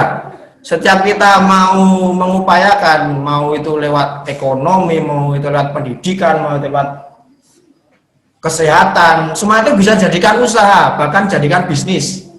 Karena setahu saya itu mungkin ada yang bilang bisnis paling laris adalah kesehatan, setelah itu pendidikan, setelah itu pangan dan lain-lain. Itu memang benar adanya karena kan disesuaikan dengan kebutuhan ya. Jadi di era ekonomi digital ini kita pasti bisa menemukan peluang usaha. Akan tetapi kalian harus tahu kapasitas diri kalian itu seperti apa dan apa yang bisa kalian lakukan. Next. Next. Nah, kalian harus tahu kalian itu apa. Mungkin kalian pernah merasa malu ketika menyampaikan, oh saya itu ahli ini loh, saya bisa ini loh kepada orang lain, mungkin menulis di CV kalian sendiri itu kalian merasa tidak pede.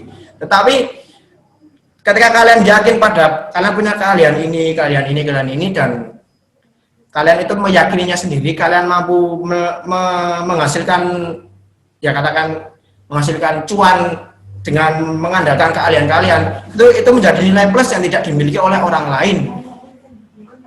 Kemudian bakat dan apa yang Anda bisa.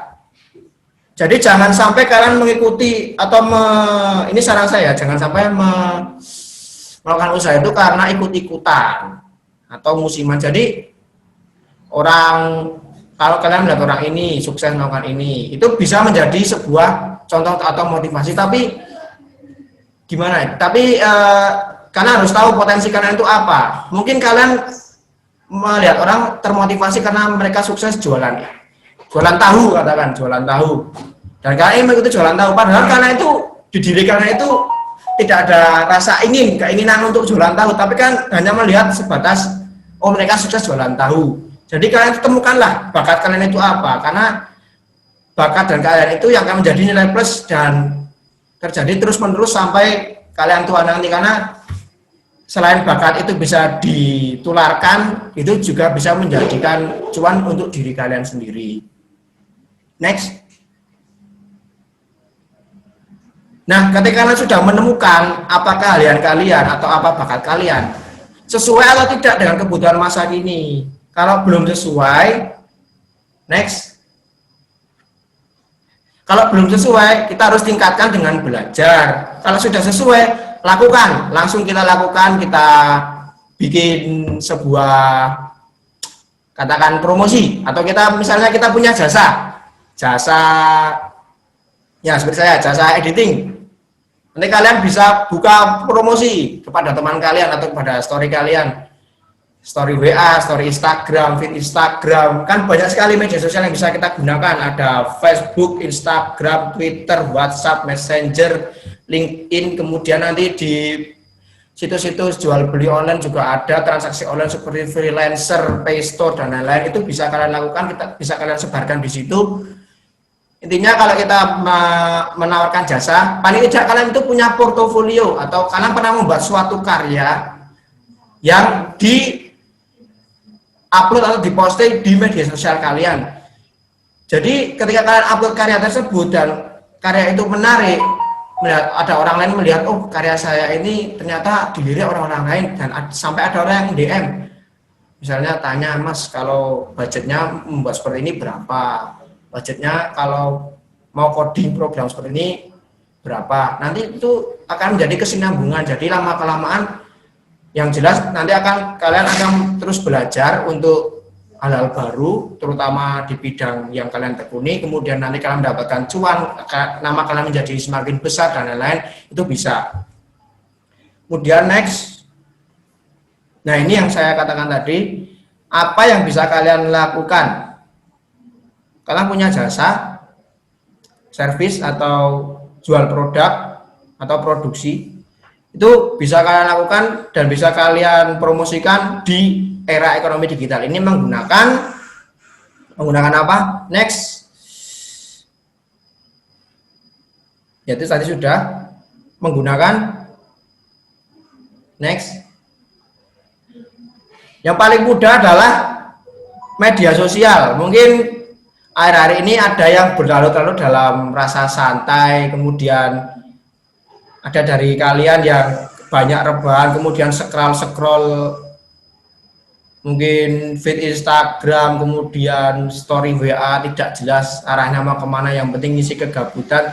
Padahal itu bisa kalian lakukan untuk waktu yang sangat ideal, itu bisa kalian lakukan untuk membagikan, ini loh, saya punya jasa ini, kemudian saya punya keahlian ini, atau saya punya produk ini, saya punya bakat ini. Jadi nanti bisa kalian promosikan melalui sebuah, bisa cuma tulisan atau caption, kemudian bisa berupa selebaran berbentuk desain, atau bisa berupa langsung video, itu juga bisa.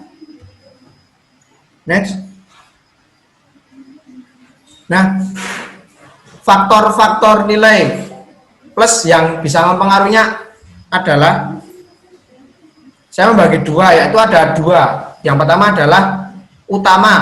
Mungkin dari segi faktor ini, ketika kualitas kita bagus atau kuantitas kita mampu menyuplai banyak, atau kualitas servis atau jasa kita bagus, secara kuantitas mampu kerja deadline lebih cepat, nanti harganya akan menyesuaikan, itu sudah lumrah. Tapi bagaimana dengan pendukung-pendukung lainnya? Misalnya ketika kita punya bakat ini tapi kita bingung mau menyebarkannya, mau mempromosikannya seperti apa kepada orang lain supaya orang lain bisa tertarik. Nah, di sini saya ada 6 poin ya. 6 poin di sini. Yang pertama dari segi desain. Kalian punya produk bagus tapi desain ketika kalian mempromosikan kurang menarik atau standar-standar saja, itu kemungkinan besar orang tidak akan melirik. Tetapi kalau sudah kenal dengan kalian itu sudah beda lagi. Misalnya sudah pernah order di kalian dan tahu kualitasnya, mereka tanpa melihat desain itu sudah tahu. Tapi bagaimana dengan orang-orang awam? Jadi kalian perlu tingkatkan terus promosinya, bisa dari desainnya, desain selebaran atau desain produk kalian. Jadi tetap di-upgrade. Mungkin dulu kalian membuat produk ini, katakan tahu mungkin kemasannya cuma mika plastik, tidak dikasih embel-embel atau stiker atau apa. Nah, kita bisa upgrade, ditambahkan di situ seperti tambahkan stiker, kemudian dibungkus dengan kan sudah ada model-model menggunakan karton, kan malah tambah menarik seperti itu ya. Dan kemudian di poin pemasaran, nah sesuaikan dengan kondisi pasar sekarang. Kalian bisa jualan secara konvensional atau secara mulut ke mulut atau ke tetangga. Dan tapi kondisi sekarang itu sudah era digital, jadi kalian perlu tingkatkan penyebaran promosinya ke media-media sosial seperti yang saya katakan tadi, dan jangkauannya. Luaskan jangkauannya, jangan hanya di orang-orang yang kalian kenal saja. Kalian bisa luaskan jangkauan kepada orang-orang yang tidak.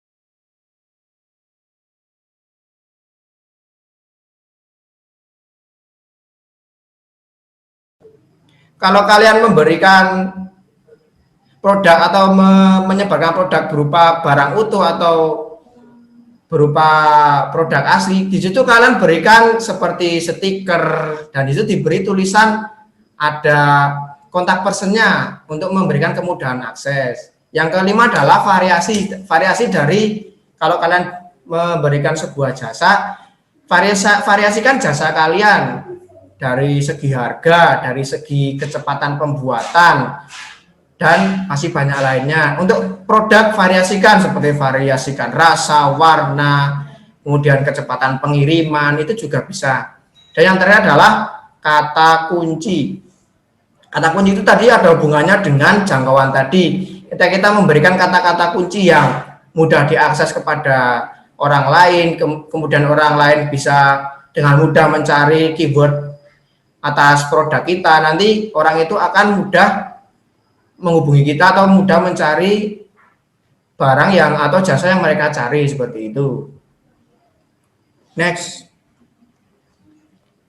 Nah, untuk tantangannya, tantangan global itu menurut saya ada 2. Kalian itu bersaing bukan hanya dengan tetangga atau dengan orang satu pulau atau dengan orang satu negara, tapi kalian akan bersaing dengan orang-orang di seluruh dunia. Dan itu ada dampak positifnya adalah kalian bisa menjual produk kalian atau menjual jasa kalian ke orang-orang luar negeri. Nah, di sini saya bilang dampak positif karena kita lihat dari nilai tukar rupiahnya ya. Mungkin di sana akan dihargai lebih tinggi seperti itu. Jadi ketika kita mampu menembus pasar dunia, dan kita bisa memasarkannya kepada orang luar negeri atau orang luar daerah dari kita dengan pendapatan per kapita di sana sangat tinggi, nanti karya kita akan dihargai dengan harga yang mahal. Dan tapi dampak negatifnya adalah kalau kita tidak bisa ikut perkembangan persaingan yang sudah mendunia ini. Misalnya kalian hanya saklek atau cukup belajar sampai sini dan kalian akan mengembangkan usaha dengan bekal belajar yang sudah kalian dapat saja dan tidak mau belajar lebih lanjut. Nah, itu nanti akan menghambat kalian atau ya.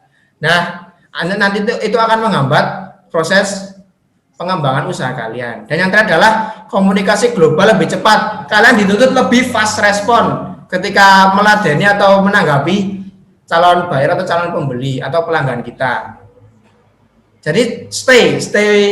Kalau zaman sekarang mungkin orang tidak bisa lepas dari handphone atau smartphone ya, tapi kita bisa memberikan dampak positif terhadap kebiasaan kita yang selalu memegang ponsel. Itu cocok sekali dengan wirausahawan zaman sekarang. Jadi ponsel ini digunakan untuk promosi atau untuk menanggapi chat dari pelanggan, itu bisa. Jadi tidak melulu digunakan untuk melihat konten receh, melihat konten-konten tidak jelas, melihat YouTube saja. Itu kita bisa meminimalisir hambatan-hambatan seperti itu.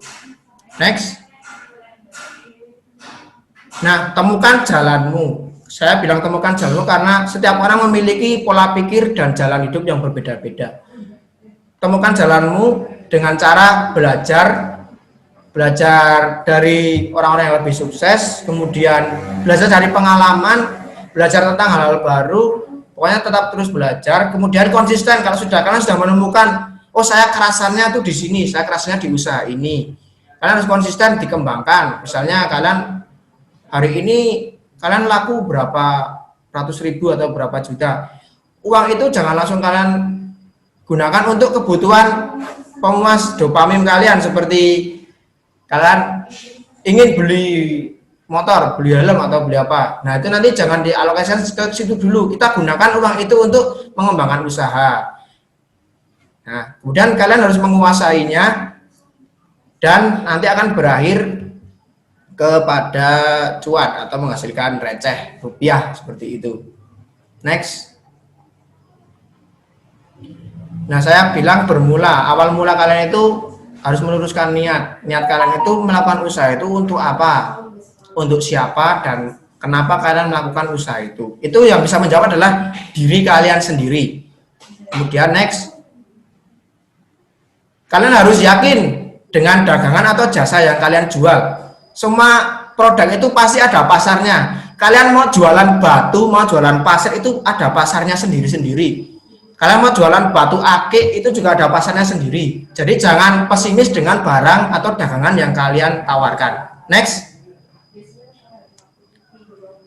Nah, ketika kita sudah optimis dengan dagangan yang akan kita jual atau jasa yang kita tawarkan, kita harus tahu atau kita harus posisikan di pasar yang tepat. Jadi sasarannya harus tepat. Kalau kita jualan, ya kita jualan sayur, nanti kita harus mempromosikan kepada orang-orang yang butuh sayur seperti itu. Kita mau menawarkan jasa editing, kita harus memberikan atau menawarkan jasa kita kepada orang yang sedang membutuhkan jasa editing seperti itu. Next. Nah, Anda adalah nahkoda bisnis Anda sendiri. Mau seberapapun kesusahannya, kesulitannya, hambatannya, Anda adalah nahkodanya. Misalnya Anda menemukan kebingungan, dari masalah yang Anda hadapi, Anda bisa belajar dari pengalaman, belajar dari orang lain yang sudah sukses, belajar dari buku referensi, banyak sekali ya. Next. Buatlah cita-cita untuk bisnis Anda, cita-cita ke depan. Mau jangka pendek, mau jangka panjang, yang penting harus ada cita-citanya. Jangan hanya berjalan sewajarnya saja. Berikan cita-cita untuk bisnis Anda. Next. Nah, di sini adalah ketika kita kan sudah menghadapi era ekonomi digital ya. Jadi kita sangat perlu menggunakan teknologi digital yang sudah ada di zaman sekarang untuk mendukung pemasaran. Next. Nah, selagi bisa maksimalkan semua manajemen. Tadi di awal saya sudah menjelaskan ada manajemen keuangan, manajemen waktu, manajemen produksi, dan manajemen. Tadi ada satu lagi. Pokoknya kenapa saya bilang selagi bisa? Karena setiap orang mempunyai kemampuan dan kapasitas sendiri-sendiri. Mungkin ada yang bisa menyikat habis seluruh manajemen ini dalam 1 hari, ada yang tidak bisa. Jadi sesuaikan dengan kemampuan kalian. Next. Cari solusi dari masalah. Pokoknya ketika menemui masalah kita harus mencari solusinya, jangan menghindar. Jangan diabaikan, kita harus tetap mencari solusinya. Next. Cek pencapaian hari ini, apa yang sudah kalian capai dari usaha kalian. Misalnya saya dapat uang sedikit atau saya dapat uang banyak, itu harus dicek. Yang penting kita dapat, jangan sampai tidak dapat. Kalaupun tidak dapat uang, kita harus mikir, kita juga dapat rezeki tidak hanya berupa uang, bisa teman, relasi, atau ilmu yang lain. Next. Dan jangan lupa tetap bersyukur atas semua rezeki yang sudah kita dapatkan dari Tuhan. Dan kemudian next, selalu belajar lagi dan lagi, jangan mudah puas dengan ilmu yang sudah kalian dapatkan. Next. Kemudian dibagikan supaya kita tidak lupa, supaya kita dapat memberikan manfaat kepada orang lain. Kita bagikan ilmu yang sudah kita dapat, bisa dengan cara sharing atau memberikan tutor kepada orang lain, itu juga bisa. Next. Dan yang terakhir adalah jangan lupa untuk piknik atau merefresh otak kalian. Jadi agar tidak sepadang di wirausaha yang kalian tekuni, misalnya sebulan sekali atau 6 bulan sekali, kalian berikan obat untuk refresh dari pikiran kalian. Dan tidak harus piknik, seperti misalnya kalian sudah mencapai target dan kalian untuk mengobati rasa jenuh kalian beli es coklat. Itu tidak apa-apa, yang penting kita berikan hormon dopamin yang baik kepada otak kita agar suasana hati dan suasana perasaan itu menjadi tentram dan senang. Seperti itu. Next. Nah, sudah selesai, itu saja dari saya. Saya kembalikan kepada moderator, Mbak Jedis.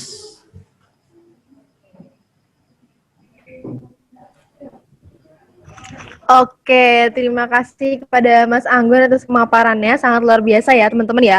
Jadi pada intinya tuh kalau untuk memulai sebuah usaha tuh kita harus mulai dari niat, terus mental, keterampilan, analisis, manajemen, dan juga belajar. Nah dari sini teman-teman juga kalau untuk menemukan sebuah peluang usaha tuh harus melihat kapasitas diri dari teman-teman, seperti yang tadi dibilang sama Mas Anggun ya, terus juga mengisi waktu luang dengan hal-hal yang bermanfaat, ya seperti mengembangkan usahanya, seperti itu. Dan yang paling menarik adalah jangan lupa piknik ya, seperti itu. Oke, baik. Kali ini kita akan membuka sesi tanya jawab, sama seperti tadi, akan dibuka 3 slot pertanyaan terlebih dahulu.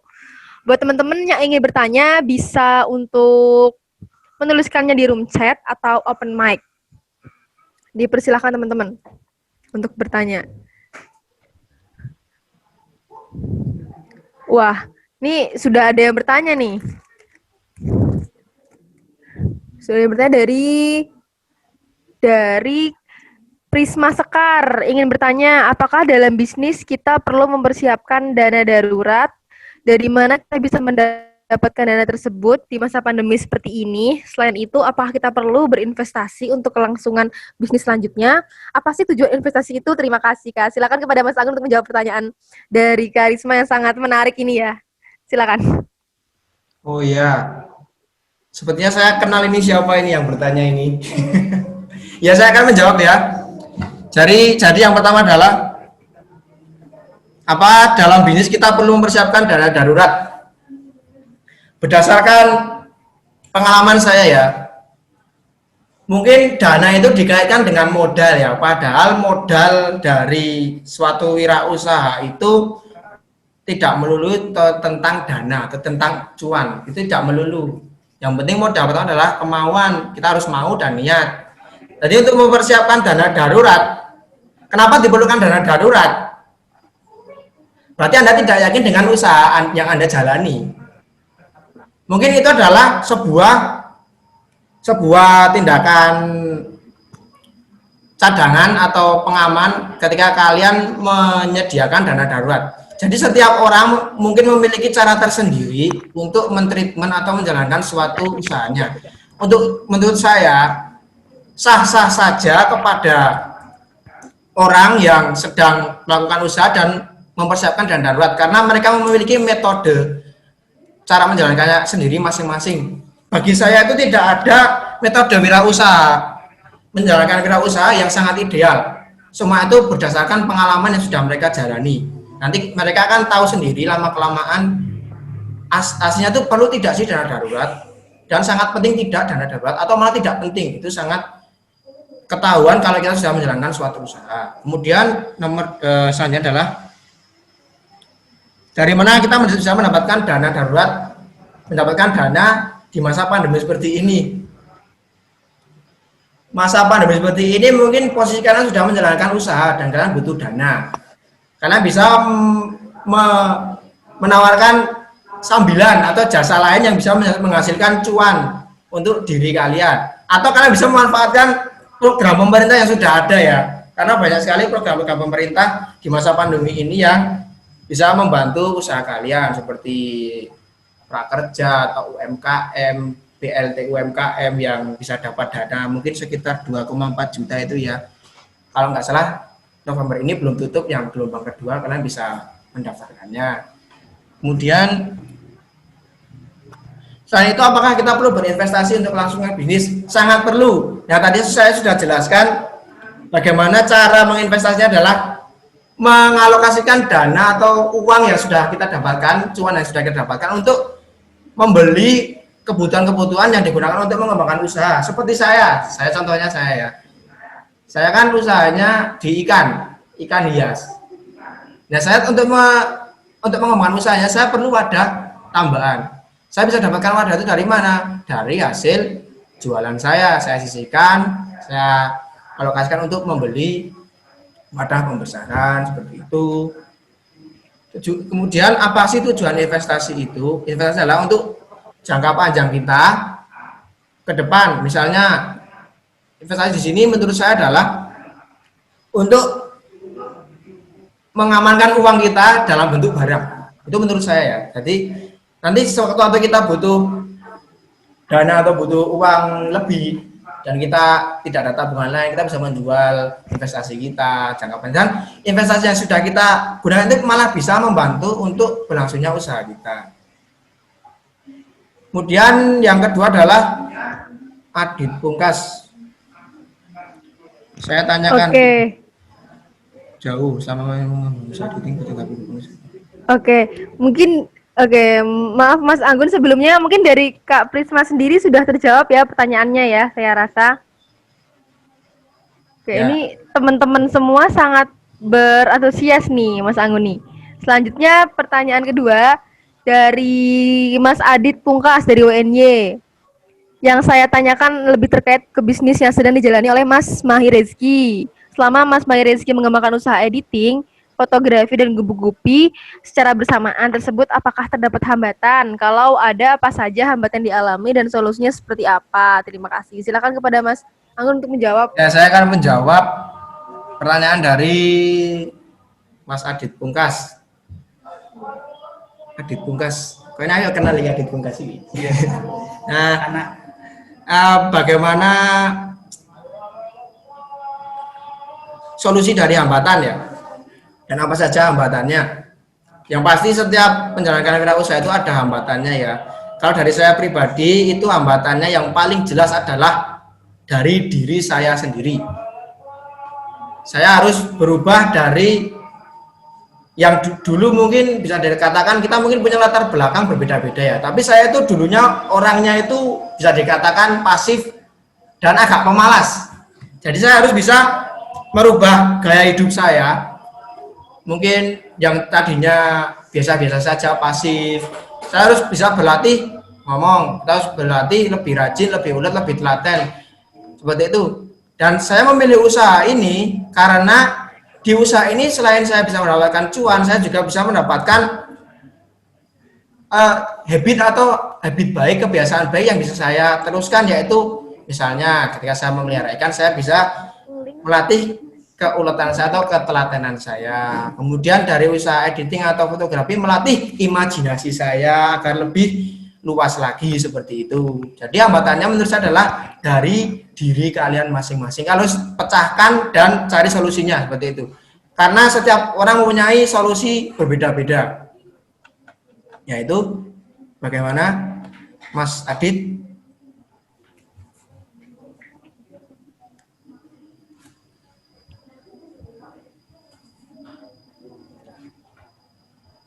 Cukup? Saya kembalikan ke moderator ya. Macet-macet nih, Mbak. Oke, sudah ya, Mbak. Oke, sepertinya sudah terjawab ya. Oke. Dengar nggak suaraku? Oke, sudah masuk. Saya kira Mas. Oke, Mas. Berarti sudah semoga terjawab ya pertanyaannya dari Mas Adit Pungkas ini. Oke, untuk pertanyaan selanjutnya ini dari Kak Andini nih. Dari Universitas Pendidikan Indonesia Bumi Siliwangi. Izin bertanya Kak, dalam berbisnis pasti mental itu sangat penting. Seperti yang telah dijelaskan tadi, dalam proses kekuatan mental itu jangan baperan. Tidak baperan, apalagi ketika dapat komplain dari konsumen atau dapat omongan yang tidak baik dari orang lain terhadap bisnis kita. Terima kasih Kak. Silakan kepada Mas Anggun untuk menjawab. Ya, waalaikumsalam dari Kak Andini Oktaviani. Izinkan saya menjawab ya. Jadi bagaimana tadi membuat agar tidak baperan ya. Jadi kita harus yang pertama mencari kelemahan atau kekurangan dari diri kita yang ada kaitannya dengan sosialisasi kepada orang lain atau bertemu orang lain, bergaul dengan orang lain. Di situ nanti kita akan ketahuan misalnya kita agak canggung, kemudian agak sensitif terhadap omongan orang lain. Kita harus mempelajarinya. Oh, ternyata kalau saya kurang bisa menerima pendapat orang lain akan menjadi dampak seperti ini. Kemudian belajar dari pengalaman usaha orang lain. Orang lain itu juga punya mental berbeda-beda. Ada yang mentalnya mungkin pemalu tapi ketika menjalankan usaha di balik pintu atau di ruang kerja sangat bagus. Ada yang mentalnya di bagian promosi sangat bagus sekali, cakap sekali dalam pemasaran, kemudian cakap sekali dalam promosi di era digital. Dan sampai ada, mungkin kita juga pernah mengetahui seperti ini. Kita mungkin posting di suatu sosial media ya, kemudian ada orang yang DM kita, tanya tentang produk kita. Dia tuh tanya sangat teliti dan mungkin agak menusuk di perkataan, tapi ketika kita temui, orangnya itu sangat pendiam, pemalu, itu juga ada seperti itu. Jadi kita harus memiliki pemikiran yang terbuka kepada orang-orang lain, terutama kepada konsumen kita. Jangan sampai kita malah ikut merespon yang tidak baik atas apa yang mereka berikan. Seperti tadi, kita dapat komplain itu kan ranahnya agak kepada kritik atau koreksi terhadap produk kita. Jadi kita jangan balas dengan tidak kok produk saya tidak begini. Nah, kita harus memberikan statement yang jelas kepada konsumen kita oh ternyata produk kami mengalami kekurangan seperti ini dan akan kami tingkatkan. Karena itu merupakan bagian dari pengembangan sebuah usaha atau proses dalam menjalankan sebuah usaha. Jadi kita tampung kritik-kritik atau komplain dari masukan dari konsumen kita atau pembeli kita untuk lebih baik ke depannya. Jadi kita harus menanamkan pikiran seperti itu kepada diri kita. Jadi istilahnya kembali ke otak kita atau pikiran kita agar tidak sensitif kepada orang lain seperti itu. Oke. Saya kembalikan ke moderator. Mungkin itu yang bisa saya jawab.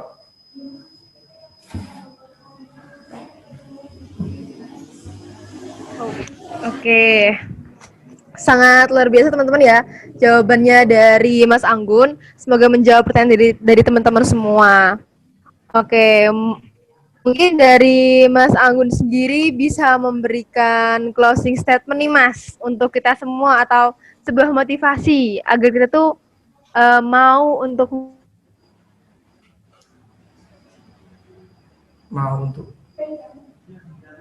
closing statement mulai usaha atau istilahnya lah. Silakan Mas. Ya, yang penting kalau menurut saya itu harus tanamkan rasa ingin tahu yang lebih tinggi dan tetap belajar. Karena orang mungkin kalau sudah mengenal uang ya, sudah mengenal uang, mereka akan jadi malas untuk belajar lagi. Itu sudah wajar karena saya sudah menemui beberapa ya mungkin referensi ada yang bilang seperti itu dan mereka malah memberi saran kepada saya, kalau kamu sudah mengenal uang itu jangan sampai uang itu menguasai pikiranmu untuk malah berhenti dalam belajar. Jadi tetap belajar untuk apa? Belajar untuk mengembangkan usaha yang sudah kalian rintis. Kan sia-sia kalau kalian sudah merintis dengan modal yang besar, kemudian setelah kalian mendapatkan rasa puas yang kalian inginkan secara jangka pendek, itu malah membuat membuat semangat kalian untuk mengembangkan lebih jauh itu malah tertunda seperti itu. Jadi intinya tetap belajar dan belajar di sini untuk fokus mengembangkan usaha kalian. Nanti kalau kita sudah memberikan usaha yang terbaik, kemudian kita mampu belajar dari semua proses, nanti hasil akan mengikuti seperti itu. Dan akan lebih baik lagi kalau kita berikan target untuk hasil akhir. Karena kalau kita memberikan target yang tinggi, nanti kita juga akan terpacu memberikan usaha yang lebih maksimal dan kita akan lebih mampu telaten dan bersabar dalam menjalankan proses seperti itu. Nah, demikian closing statement-nya. Oh ya, saya mau berikan titip salam kepada Mbak Andini Oktaviani ya, kepada tim Bumi Siliwangi UPI Bandung dari saya alumni Garuda UNY, kepada tim Bumi Siliwangi Bandung. Salam kepada Bapak dosen pembimbing. Terima kasih.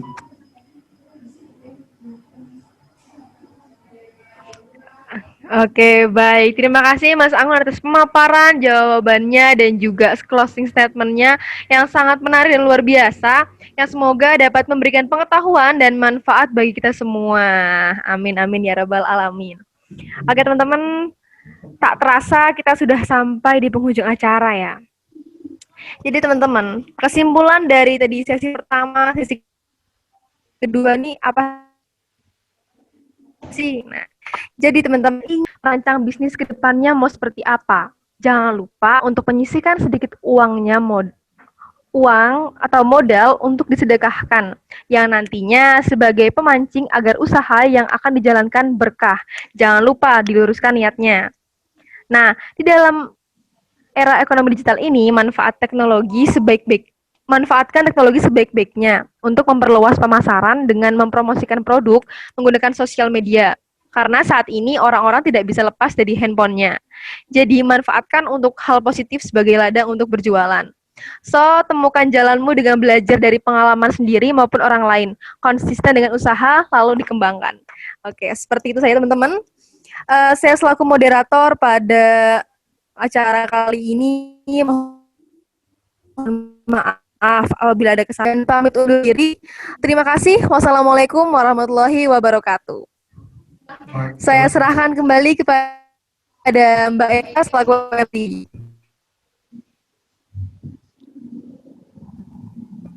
Baik, wassalamualaikum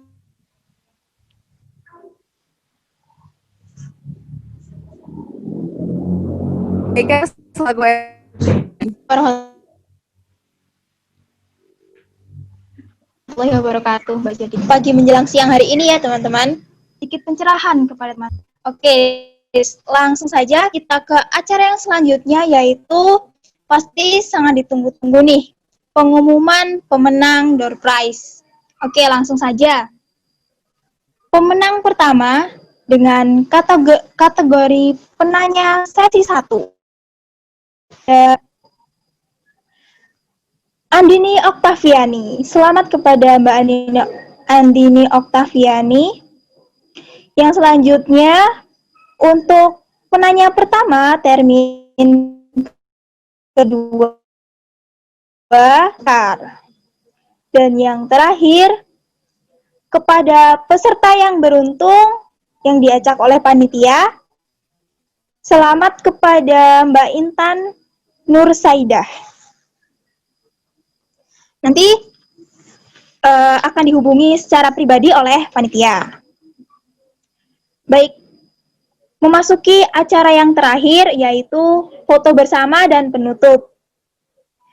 Kepada seluruh peserta dimohon untuk mengaktifkan kameranya karena akan ada sesi dokumentasi atau foto bersama terlebih dahulu nih.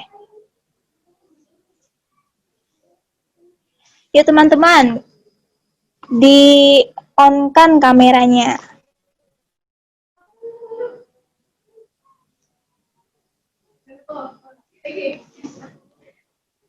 Jangan lupa presensi sudah di-share ya di room chat Zoom.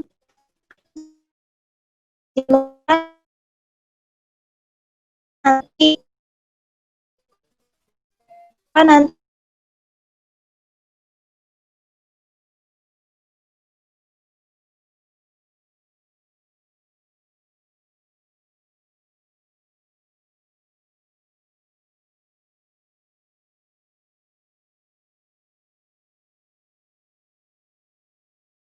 sudah siap?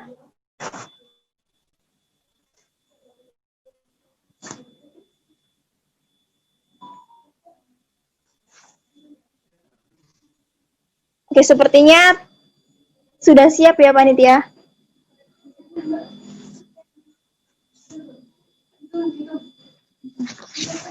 Oke, mari kita foto bersama pada hitungan ketiga ya teman-teman.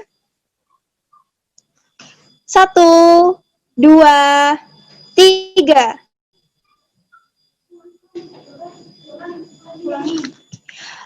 Sekali lagi ya teman-teman, boleh gaya bebas atau terserah teman-teman. Pada hitungan ketiga saya hitung. 1, 2,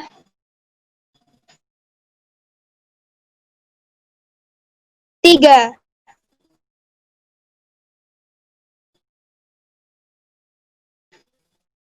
Yang sudah mengikuti acara hingga akhir.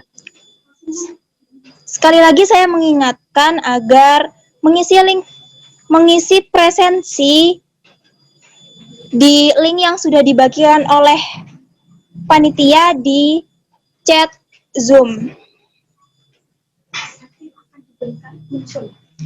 Nah, nanti sertifikat akan diberikan menyusul. Jadi jangan live dulu dari grup WA-nya ya, teman-teman. Oke, seperti kata pepatah, ada pertemuan, ada juga perpisahan. Baik, kita sudah sampai di penghujung acara. Semoga ilmu yang teman-teman dapatkan dapat bermanfaat bagi teman-teman semua. Mari kita tutup acara pada siang hari ini dengan membaca basmalah bersama-sama. Maaf, maksudnya hamdalah. Alhamdulillah. Mari kita membaca. Oke, alhamdulillahirrabbilalamin.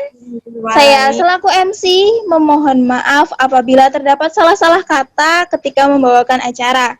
serta atas nama panitia juga memohon maaf apabila ada kekurangan. Saya Erina Panitia pamit undur diri. Sampai jumpa di lain kesempatan. Wassalamualaikum warahmatullahi wabarakatuh. Waalaikumsalam warahmatullahi wabarakatuh. Terima kasih. Terima kasih. Selamat melanjutkan aktivitasnya, teman-teman. Dipersilahkan untuk meninggalkan Zoom.